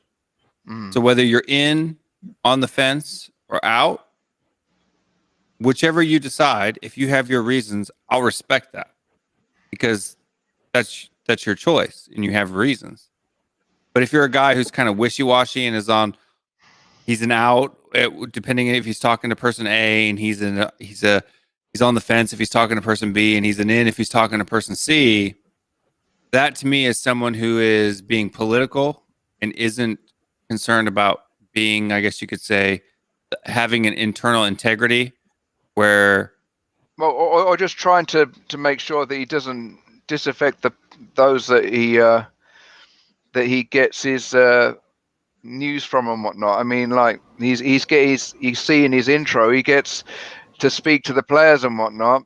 Well, so that's the thing. He's got to decide, is he a fan first or a journalist first? If he's a journalist first, then he shouldn't call himself Tottenham fan Chris Callan. You know? I mean, if I understand as a journalist... There has to be something like Alistair Gold. Yeah, as a journalist, you want to protect your sources and access, and that's totally fine. That's part of the job. But, you know, if you're a fan, then your first priority should be the well-being of the club. And as a fan, if I got the chance, which I never will, but if I got the chance to go live on television, like on Sky Sports, like Chris did, I would be calling out Daniel Levy and the board for the terrible decisions they made and making specific recommendations of what I think would improve it. Chief among them being Daniel Levy out of the transfer and recruitment business of the football club. And like Wayne Bonner says, he likes him. I like him too. It's like it's someone like I go and watch his channel for like update news. He gets a lot of news really quick and stuff like that. Almost like an Alistair Gold, but on YouTube. You know, he goes, look, I like the guy personally, but I can't support him if he doesn't say what his position is. And if his position is I have no position, then that's fine. But he needs to say what his position is. That's all I'm asking for from Chris, is to say what his position is. Maybe what we've got to do is just bite our lips, and because we've got to be, it's got to be a unified thing. You know, we can't be pulling in different directions. But at the same token, if someone's not, for whatever reason, journalistic or otherwise, isn't wanting to or prepared to be sort of more forthright and more radical, then we've got to respect that and hope that they hear what's coming in this kind of feedback, and they find a position where they're not putting people's noses out of joint. He's doing a balancing act at the moment. So, but there is no balance. That's the problem. The only thing to fix the situation at the football club is to get Daniel Levy out of the day-to-day operations of the football operations of the club. Like he can't be involved with the football side, and that has got to be the bare minimum of our request. And if he can't even say that, then we're not pulling in the same direction. He's not on our side. That's just the long and short of it. And like Tottenham Texan says here, he says Ali Gold is the GOAT, right? And Ali Gold has been more critical of Daniel Levy than Chris Callan has. And he's actually a full-blown journalist. Right. I mean, Chris Callan is a journalist by default, but Alistair is actually, you know, he's a journalist for one of the big papers in the UK. But I don't know. Maybe let's not tread on toes regards Chris and whatnot. Let's just let him sort himself out. Maybe what he should do is just. He's got to pick a side whilst this is all going on, and when we see some progress, then maybe he can go back to sitting on on his balancing act to make sure that he's getting access to the players and being able to give information to the fans. But I just wanted to be honest with himself. Like even like George Akelia. There's some people in the comments here who know because I've commented on their comment on George's video. You know, George went to the game, you know, and he called out the BS that happened this past weekend at the last home game against Aston Villa. You know, with them sitting in the stands for over an hour and the players not coming out, you know, and you know, he called people out. And so it's like you know what George's opinion is. And expressions, you know what his opinion is. Yes, is he doing things to rally the protest and like, no, he's not. But at least you know what his opinion is. You know what I mean? You know that he needs some heart medication because he's trying to burst a blood vessel every time he gives a report. I think he's the prime candidate for a Tottenham caused health condition. So I have no idea. I have no idea what Chris's opinion is. None. I think more often than not, from what I've been seeing, he's reporting the immediate news. You know, in some of the recent vlogs, he's been saying, you know, even I have to. You know, it's like so. What he's clearly tries to take a position of not rocking the boat, but even he admits that something's got to happen. But then I don't know. I don't want to. Well, but that's the thing. He'll admit all the problems with Tottenham. He'll nail down every single issue, from the emphasis on the business side and the neglecting of the football side, the poor recruitment, not having people in the right positions, not, you know, the players not being fit, not doing well. So he'll nail down all of these symptoms, but he won't address the cause. And the cause is Daniel Levy, but he won't say that. He'll go all the way up into it, but then he'll stop before he says his name. And then too, and the thing for me that I find dishonest is that when there have been, not myself, but when there have been people who have called him out on it, he's blocked them on social media. He blocked Stelios on Twitter, and he sent him a pretty calm, like respectful tweet. It wasn't anything like, Chris, you're a shill or blah blah blah. No, he didn't insult him. He was very respectful. He just asked him to weigh in on his opinion, and rather than even respond or even decline in a response, he just blocked him. And that's just another red flag and what is becoming a long list of red flags in terms of what Chris Callan's primary priorities are. It's like he made it clear that he was Jose out and didn't stand in the middle there. Maybe he's not Levy out, and that's fine. But if you're not Levy out, just say it. But like, if you're not saying you're Levy out, like if you're Levy in, just say you're Levy in and provide your reasons. And at least like for me, I'll respect you, even though I disagree personally. I'll respect you. But if you're not saying Levy out in fear of losing your fan base, I think that's dishonest, because I think a person should be genuine all the time. You should be who you are. If you have an opinion, provide it with example, right? Give your like ESL. How much heat did I take for it wasn't even my position on the ESL because I was against it 1000%, but simply explaining it from the franchise system from an American viewpoint got me 1 million times heat than I probably deserved. Simply because I was an American commenting on an English game, you know. But I'm going to be honest. I'm an honest person. I say what I mean. I say what I feel. I don't, because look, I think if people are going to watch my channel and if they're going to support me by hitting that subscribe button, they're doing it because they find value in something that I'm saying. If I become, no matter how big I get, if I become someone who kowtows simply just to not make everyone upset, then I'm doing an injustice to, because honestly, Chris has probably lost a lot of subscribers. He's lost me as a subscriber. I'm sure he's lost other people as a subscriber as well for simply Lost just me not too. being honest. If he would have said, I'm Enoch in, look, I don't have a problem with Daniel Levy, or even if he would have said, look, I think Levy should stay, but I disagree with this, and this, I would respect that. It's the problem is he doesn't say anything, and then he's blocking people who are asking him politely, simply saying, you know, Chris, could you use your big platform in order to help the movement? Yeah, I mean that's it's true that he needs to help the movement. I'm walking on eggshells regards him because I'm one of these guys. I mean, with my the Manila Philippines Facebook group that I have, he's one of the main sources I have of news. Maybe not his opinion, but news. So I don't want to be sort of blocked off from him. But it's I would say that Even if Joe it was, Lewis subscribed. Yeah, I mean, if it was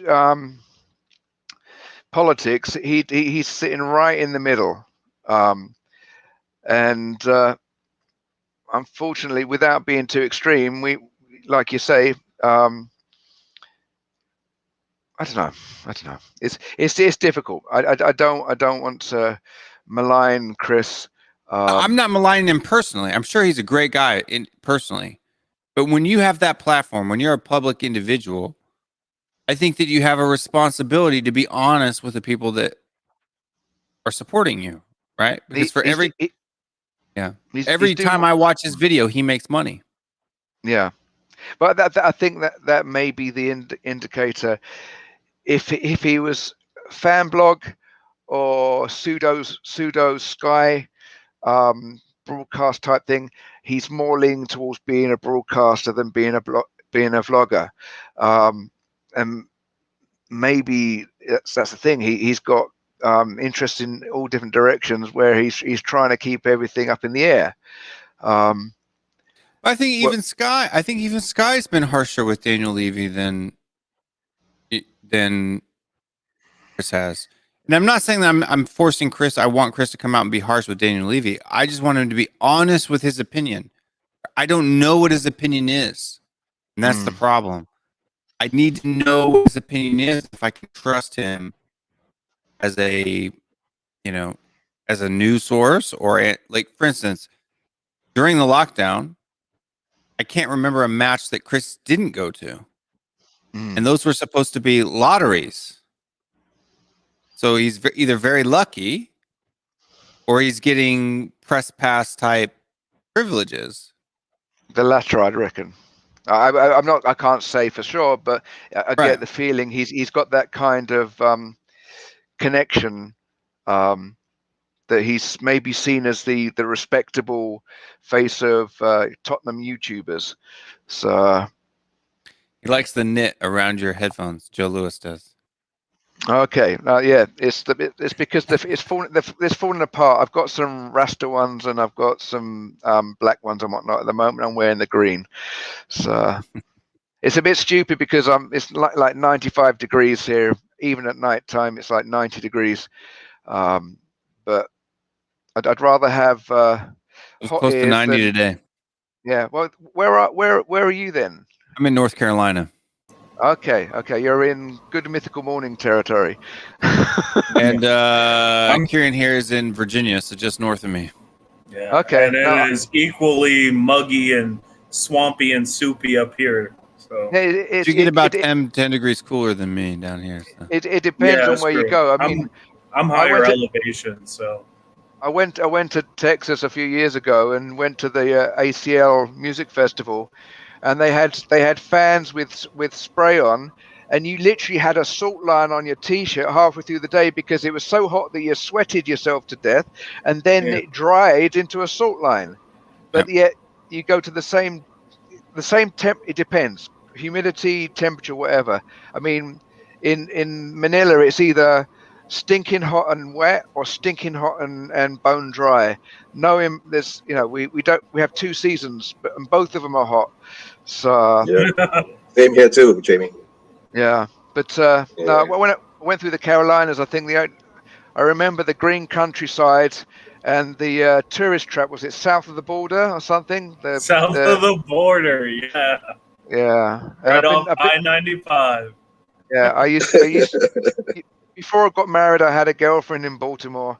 So yeah, I know your neck of the woods, but it's having said that, some nice food. So, but the Carolinas barbecue. No. Look, all I can say is that back in the day, I was a man versus food freak.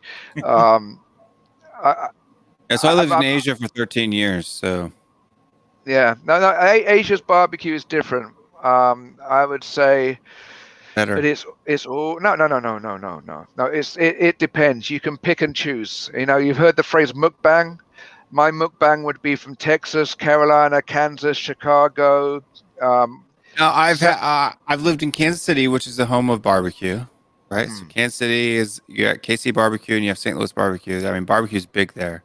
I mean, and then everywhere you go in the states of Texas, I lived in Texas, Tennessee, North Carolina, Virginia. So I've been like all the big barbecue states. Yeah.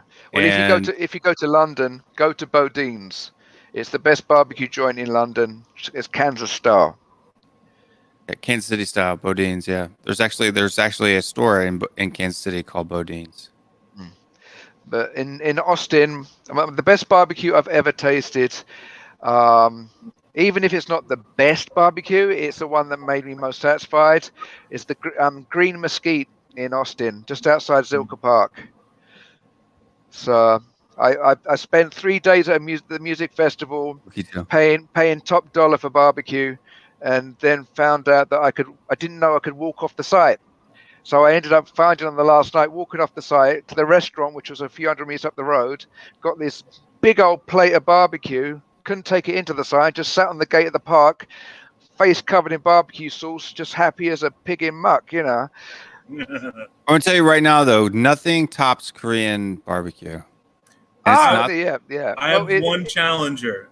The best barbecue I've ever had in my life was actually at the New Zealand Embassy in TC. I used to play rugby, and my coach was a Kiwi. And after a game one time, he took us to. You're talking about a man and not a bird. Yeah, he took us to this event at the New Zealand Embassy, and they had Maori barbecue, where they bury it in hot coals underground, and they smoke it for like 12 hours. Yeah, the South Africans do the same thing. The South Africans do the same thing. So good. Koreans will actually do that with pig as well. They'll bury pig as well and cook it. Don't the Hawaiians do something similar? I think so. Yeah. Yeah. In South Africa, it's called a braai, and they get they heat a rock up. They put the meat underneath the hot rock on the earth, and they cook it up. Sorry. If you ever watched, there's a documentary on Netflix called Samgyeopsal. If you ever watched that on Netflix, I don't know if it's overseas or not, but Kieran, that will be there, and they actually do that there in that as well. But so. Pork in Korea is huge, and there is a documentary on Netflix in Philippines. It's all about Korean barbecue and pork belly. And By the way, chat, welcome to Will Stewart BBQ rants. Yeah, BBQ rants. I'm gonna tell you right now, and the difference so American barbecues is all about the sauce, right? It depends where you go. What about the dry rub? The further north you go. Yeah. And dry rub is not the same as the sauce, right? So for instance, you got KC barbecue sauce, you got Texas sauce, you got St. Louis sauce. The Carolina's got vinegar. Carolina's vinegar, yeah, it's a more vinegary sauce. But that's what I'm saying. So wherever you go in the States, it's all about the sauce. What about Malaysia? I've never been to Malaysia. We got satay. Yeah, I know. Yes, peanut satay. Yeah, we got satay, peanut satay. Yeah. But Sorry, Have you been here? I went to Kuala Lumpur in 2019. Yeah. Just before the lockdown. Yeah. I would say that I'm three things. With me, it's. I'm not going to go on about it in the blogs and whatnot, but it'll be God, Tottenham, and food. Those three things will keep me going. Actually, 4 music. I've never lived in a country that has better food than Korea, though. I'm telling you right now. You haven't been to Malaysia. I haven't been to Malaysia, but I've been. Okay, we can reserve judgment on that because I've been to Malaysia, but I've not been to Korea, and that's next on my wife's list. So, what's the difference between like a Canton cuisine and a Malaysian cuisine? Tell me the differences. Because I've eaten a lot of food from Hong Kong, Shenzhen, that area there. All right. You must understand in Malaysia, because of the culture and the races that have been mixed, right? Chinese, Malay, Indian. Chinese, Malay, Indian is the three predominantly big ethnic groups. But of course, you got the smaller ones. We have the mixture, the fusion of the food, right? But Canton food is usually Cantonese food, which is the southern Chinese part food. Because in China, you have very different kind of Sichuan, you go further north, you go further east, you got different kind of food. So predominantly in Malaysia, we have Cantonese restaurants because a lot of the Cantonese moved over from China in the early 1800s, 1700s, the time of the trade and all that, and they built up something here, and that's how we got a big population of Malaysian Chinese here. So then you have to go to the fact that what kind of food is served, because nowadays in Malaysia there's a lot of Cantonese or Chinese food which has got no pork, which is halal, if you understand that. Yeah, kosher, right? Which is slowly being adapted into the food system here. But the thing in Malaysia is that even though we got these three major foods, right, but we still have the Western side that comes in. We still have got our Italian, our French. It's everything here. We got our Korean restaurants, and Korean restaurants which are halal, Korean restaurants which are non-halal that serves pork, your barbecue, your all kinds of food. American, you see, and British. It has to be. So it's a multi-faith community. Yeah. I mean, it's the same with Singapore. And and the best part is our street food.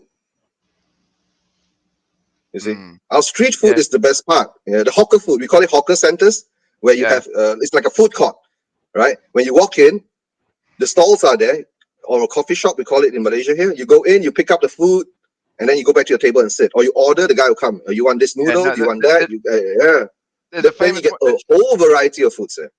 Okay, right. We're going off the track. I can see by Will's face. I can't hear Will. I think we either run out of broadcast time, or he's trying to get us back on track. On mute, Will. You're on mute, Will. We can't hear you. Can't hear you. We can see your mouth moving. Yeah. I don't know how I got muted, but I got muted somehow. Okay, no, we're getting off track. Maybe we're not getting off track because this is how this show rolls. It's okay. We just go wherever we go. We just go wherever we want to go. Yeah. We just go wherever we want to go. Regards the hawker, there's a famous one in Singapore. Hey, look, the food chat is more interesting than the game, right? Okay, let's pull it back. Okay, it's meant to be a Tottenham Rand, not a love affair with barbecues. No, it's okay. It's 100% okay. So I have to interject here because I lived in Asia for 13 years. I've been to Japan, Korea, China, Thailand, Taiwan. I've never been to Malaysia, and I've never been to Singapore. I've never been to the Philippines. The best part, Will, when you come to Malaysia, you will get all the country's food that you're talking about, right, in one place. Yeah, but so so I'm gonna tell you right now, okay. Same in America, right? You get food from everywhere and everything. I could go find a Malaysian restaurant tomorrow if I wanted to. I just hit it up on Yelp and just go there, and there's and it's gonna be owned by Malaysian immigrants who do it right. Yeah, I mean Thai, Indian curry, whatever I want to do. But I'm telling you right now, there is nothing better than going out for a night of drinks and then going to a Korean pojang matcha, which is our street food, which are intense on the sidewalk. Yeah, intense on the sidewalk, yeah. And I'm telling you right now, when it's in the middle, it's like, let's say in like Kogumanim and Lila Kim Nim, you'll know this. When it's like November or December, and it's cold, and you walk into and you have odeng gukmur 먹으면 when they have this thing called odeng, which is like these fish cakes. So it's like a Japanese style fish cake. And they have Korean style, but they have Japanese style too. And the soup, the soup that's there, you take it and you take pepper. 오뎅국물 호주 넣어가지고 먹으면은 when they take this black pepper and they put it in the drink, and they have these little cups, and the lady will sit there and she'll take it with a spoon. But when it's cold outside and you've had a few drinks and you drink that, I mean, it's literally like it warms up your whole body. Or you go and you get like, I mean, just in Korea, it's like raw fish. You can get shellfish. You can get pork. You can get beef. You can get, everything. It's just anywhere you go in Korea. I mean, I've been to all over Asia, most of it. Not all over, most of Asia. Right? So more than not, right? 4 countries I haven't been to. The majority I have. I've never... Yes. See, she says right here. She says it's very, very like relieving is what Shiune was like. The experience. Yeah. Yeah. Would you say relieving or comforting? Comforting. It could be like Shiuneo means it can be Shiuneo like yes. Odeng Tong and Soju, Lila Kim, yeah, they're both going Soju, they both agree. Like Shiune means it can mean cool. It's just comforting. It's not really comforting. It's more like there's no direct translation into English. It's more just like it hits the spot. I guess that would be a good. That's a translation. Yeah. no matter what. Or for a more modern translation, you'd say the weather that you're in is cold. You understand? It's cold, and when you go into something and you drink something warm down, that feeling. I know that feeling. I understand. But if you've never had odeng gugmur we on a cold night, on a cold fall night, like because it doesn't get real cold in Korea until like the end of November, mid-December, right? So, it's a cold winter night. You've got your padding on, your padded jacket. Yeah. And you go. You go sit there and you eat it, and you just you're eating the odeng. And you're eating they have like these different little fried treats. So like you can have like it's like deep fried. You can get deep fried eggs. You can get deep fried everything, and it's all in this one little cart. All these little carts on the road or in a tent. Wait, you're torturing me because I've just had a cleansing and whatnot because I'm getting to the age where I have to balance between what I eat and stuff and because. I was told in Austin one time we was in a truck going on the way to a wedding practice, and the guy asked what was I doing, and he said I was sucking down a footlong. I mean, this kind of stuff. If I wasn't trying to get back onto a health kick, I would be on the next plane to Korea right now. I'm telling you, it's absolutely amazing. And this is the thing there are restaurants in Korea that become so famous that people will literally line up around the block and stand in line for hours. Okay, we've got some comments that might take in a different direction because we got Priyanesh and Ilya. They're starting to talk about Indian food now. So Indian. I like a good Indian curry. I do. Curry, we got very good curries here. Fish and chips and curry are the two of the national dishes in the UK because of our history, albeit that our history was created partly by being colonial masters and whatnot. But it gave us a taste for the spice. Sometimes a keema naan with a madras curry, and just various little side dishes and whatnot on a winter's evening. Boom! But I haven't had a winter's evening since 2017 because I've been here for 6 years in Manila. And like Prinesh, like the bread too, like when they take the curry and the flatbread. Yeah, the naan. Yeah, you got naan bread. I really you got like prata. flatbread, and I like to, especially if it's a good fresh freshly brick mixed oven. Like the roti. That's the naan. Nah, Yeah. that's naan. Yeah. The brick oven is called naan. The flat bread is called roti. In Malaysia, it's called roti canai. In other parts of Asia, it's called prata. Yeah. Then So, David asked even in about Malaysia- Korean fried chicken. So Korean fried 그 남면 있는 거는 맛있는데. So like Goguma, Korean fried fish chicken and plain. chips, vinegar. Yep. Yeah. And Korean fried chicken when it's plain, it doesn't really compare with American. But the sauces, they do these like kind of Asian Dipping sauces that sauces. they'll put on top of it, and it'll be like a boneless, it's almost like a boneless chicken breast kind of nugget. But it's not like an American fried chicken nugget. It's like real meat, right? That's deep fried and it has Not processed meat. Yeah. Asian sauce and onions and chives and stuff like that. Yeah, the best one of those I had was like with beer. Was it Oh, yeah. double chili and Amen. garlic. So it was super hot. The crunchy breading, the tender meat. Oh man, I'm hungry now. Right. It's lunchtime here now, Jamie. Yeah, I know, but a lot of the Joe Lewis stuff says- we're talking about, I can't eat at the moment. So. Joe Lewis says y'all need to head down to the stadium. We still have burgers for everyone at half price. Okay, Oh, that'd be kind of difficult for me for us Yeah, because for us, yeah. transatlantic or trans-Pacific fly, you know. No. And Wayne Bonner says he likes Indian food, but it affects his asthma. Well, It does?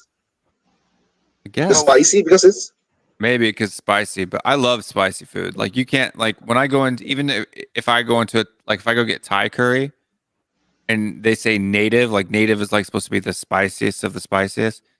It's not even spicy. I'm telling you right now that spicy. Korean jampong and Korean nakjibokum. There's nothing spicier than that.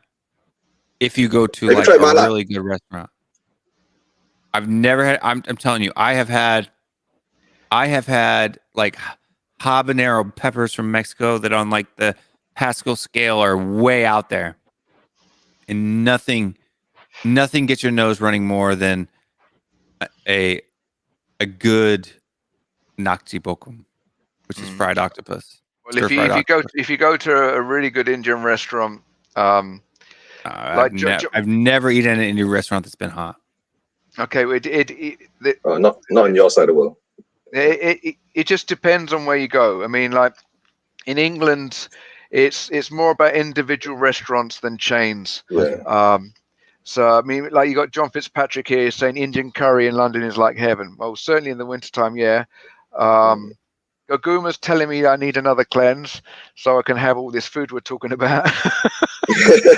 So, man, when I get to heaven, When the time is right, Will, you should come over to this side of the world. Do you read Korean?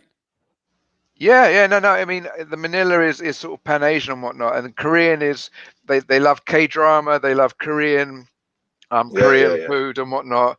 You know, I've got a container of spicy soya paste in my ref right now. So yeah, she said, good job. She said, I also need a cleanse.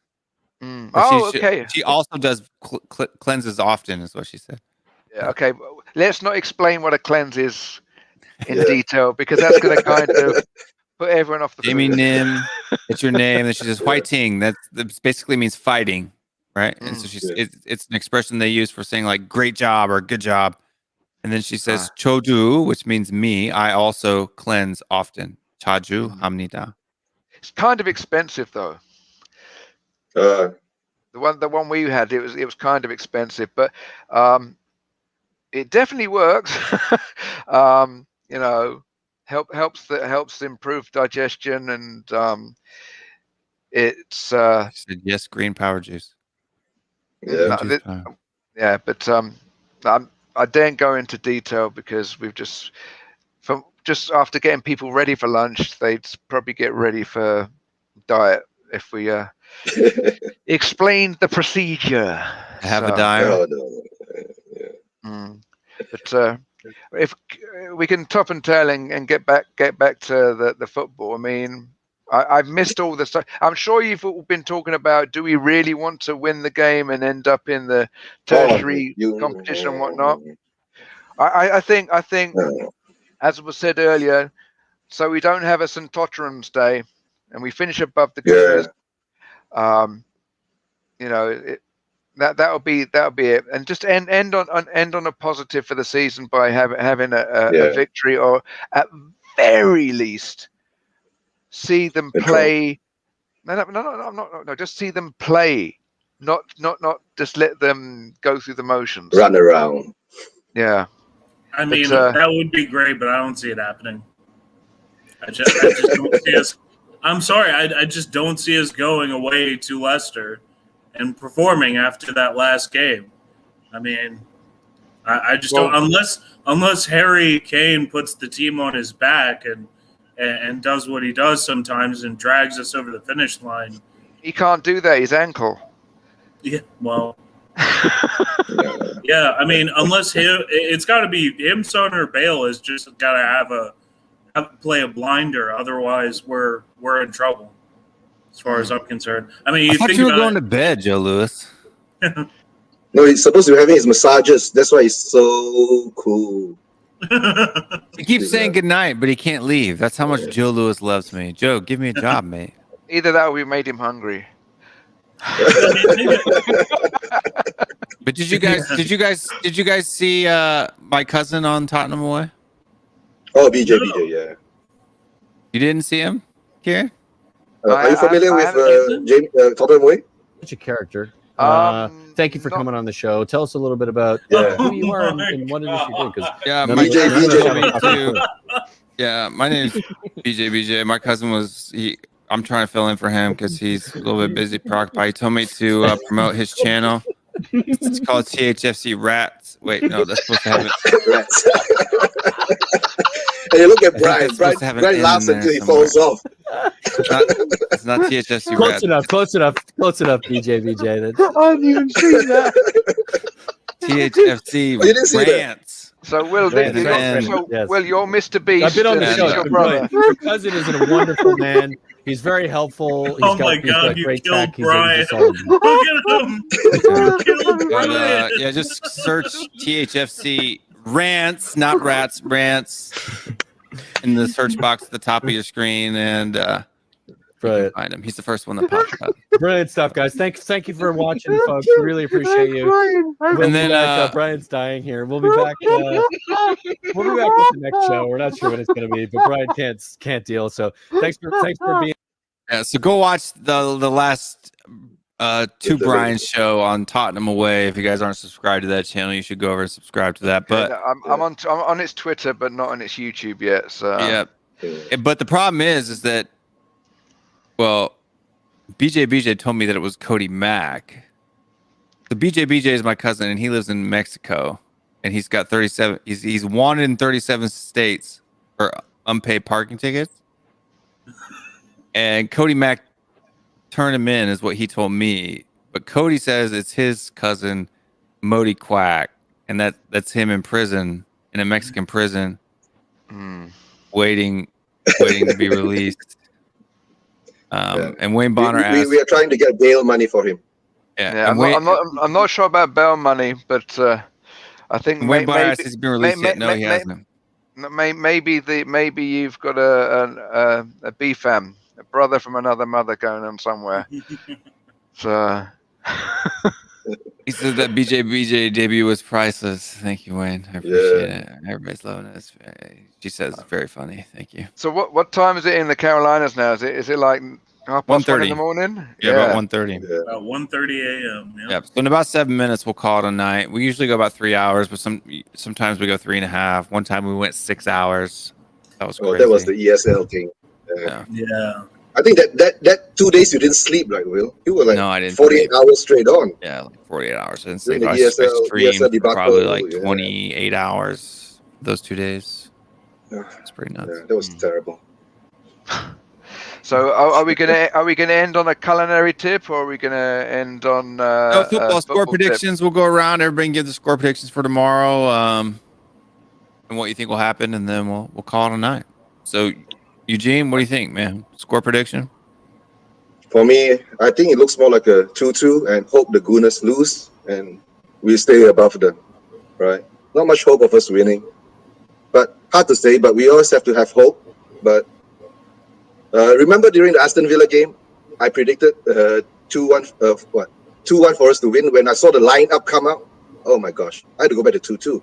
So today we have to see again, what is our Ryan Mason going to put out? What kind of team he's going to put out? The first team, is he going to put out the team that is going for the win, or he's going to put out another team that is showcasing players for sale? That's my take. I'll go for the predictable, wishful thinking of 2-1 to Spurs, just because I don't want to think of them losing again. That's my mute. Am I mute? No, I was pointing at the comment. Yeah, sorry. Okay. Yeah. Now, what, he thinks we're going to win 3-1? Yeah. Okay. He said cheer for BHA, Brighton, and Hove Albion. Yeah, so I agree. I think Brighton will pull it off against. I would say just whatever keeps us above Arsenal. Wishful thinking is 2-1. But that's as confident as I can be, considering the last couple of weeks. So let's hope that the summer's fruitful, and Levy and Lewis get the wax out their ears and start listening. Yeah, 100%. Yeah. We all hope for that. Kieran? So, I mean, I already said I don't think we're going to pull it off. And depends on what you're talking about.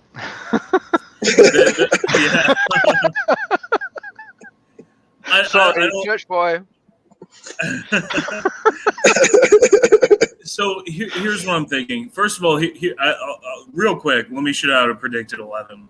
And I'm almost certain this is what it's going to be. It's going to be Doherty on the right, so that's not a great sign. It's going to be Toby and Moon Boots in the center. Moon Boots hasn't been terrible, but that's why I'm like, he's due for a real big fuck up.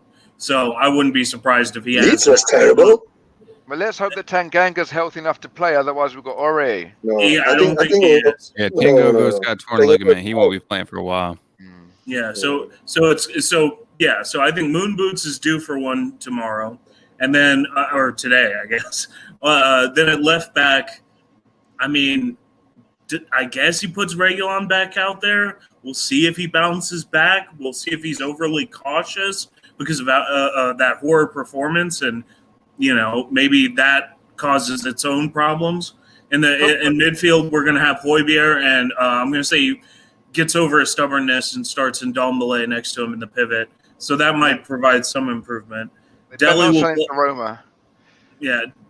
play at the 10. Dele will play at the 10. So that who knows what's going to happen with that. Every time he takes the field, you never know what you're going to get. Get Bale on the pitch earlier. Yeah, I think Son, Kane, Bale is the starting front three. And it's really all on those three. One of them or, two or three of all three have to run the game for us to win because they're going to be dragging the rest of the dead weight behind them the entire time. If Reguilon does what he did against Villa, he'll be on the next plane back to Madrid. Yeah. So, I mean, here's my prediction. I think that in typical Tottenham fashion, they're going to fight, and we're going to think we're in it. We're going to get really excited, and then we're going to let in a late goal somewhere in the last 10 minutes of the game. So I'm going to go with a 3-2, bit of a thriller, but ending in a heartbreaker for us because that would just perfectly cap off this season, wouldn't it? So for me, I'd say that it really depends on Ryan Mason. Positive, please. I can tell you how to win the match. I can tell you how to win the match. I can tell you how we can win the match. Play Son, Kane, Bale, Lucas Moore in the 10, and Ndombele and Højbjerg in the double pivot.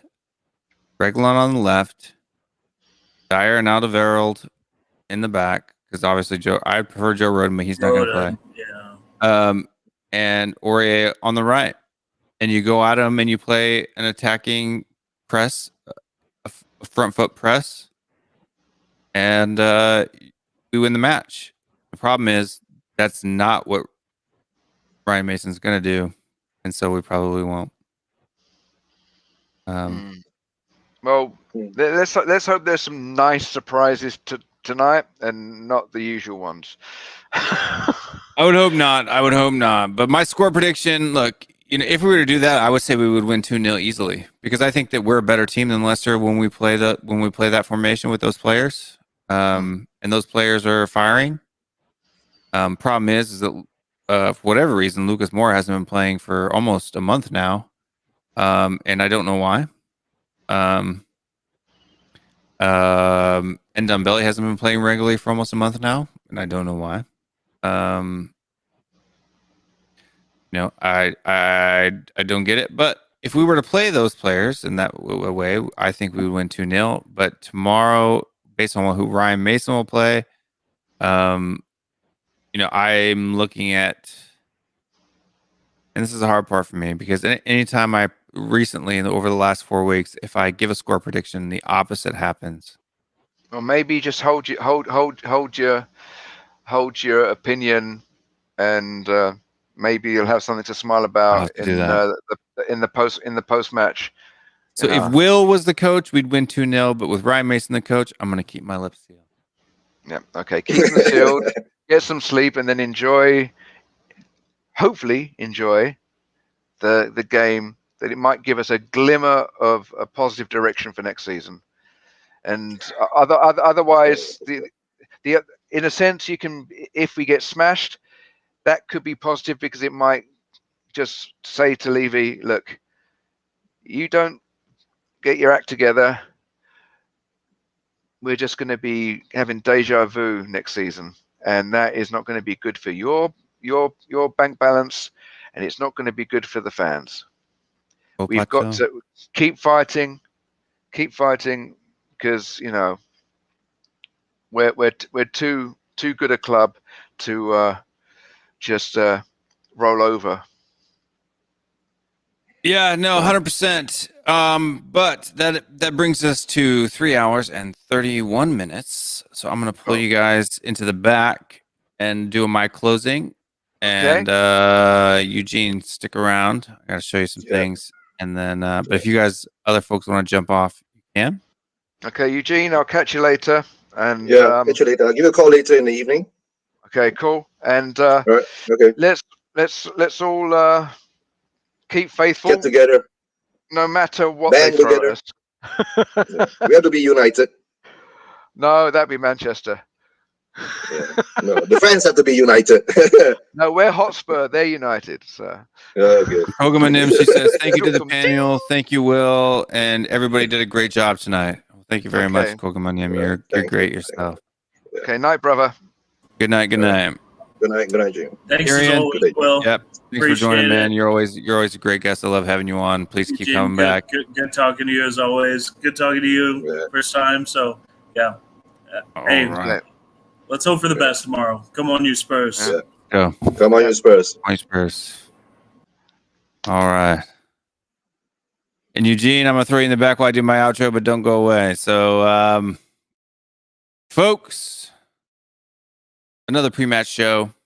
I appreciate you guys hanging out with us tonight. This is because of you guys. You guys are the ones that made this possible. I appreciate it. Help us break that 1,000 mark barrier by sharing the stream to your friends. Share it on Facebook. Share it on Twitter.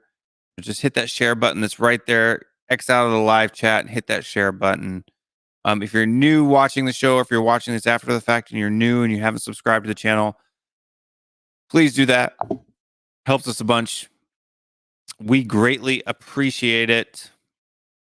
Thank you to our Patreons who help support the channel and make everything that we do here possible. Spartan 7 Gaming, Wayne Bonner, Mama Coates, Seller Agent, who's in the chat, Mysterious AG, Kogama, who's in the chat, Tony Go, and Alex Burleton. And you guys are awesome. You guys do more than you probably should. Also, too, if you like the shirt that I'm wearing tonight, the sweatshirt that I'm wearing, or if you want to get any type of the memes that we do on the show, these are all memes that we do on the show. We have Man Smell, only cost $5 million with the tarantula on. That's kind of like a pun on Dele Ali's haircut. Baldbeer and Tottenham Boys, Danny the Bun, Enoch Out, Moon Boots, and all of that good stuff. But folks, tomorrow it's a live or die. Do we finish in 9th? Do we finish in 7th or 6th? All right, we could finish in 6th. We could finish in 7th. 8th is a tough one, but we could finish in 9th. So tomorrow is really kind of live or die, right? Do or die, live or die.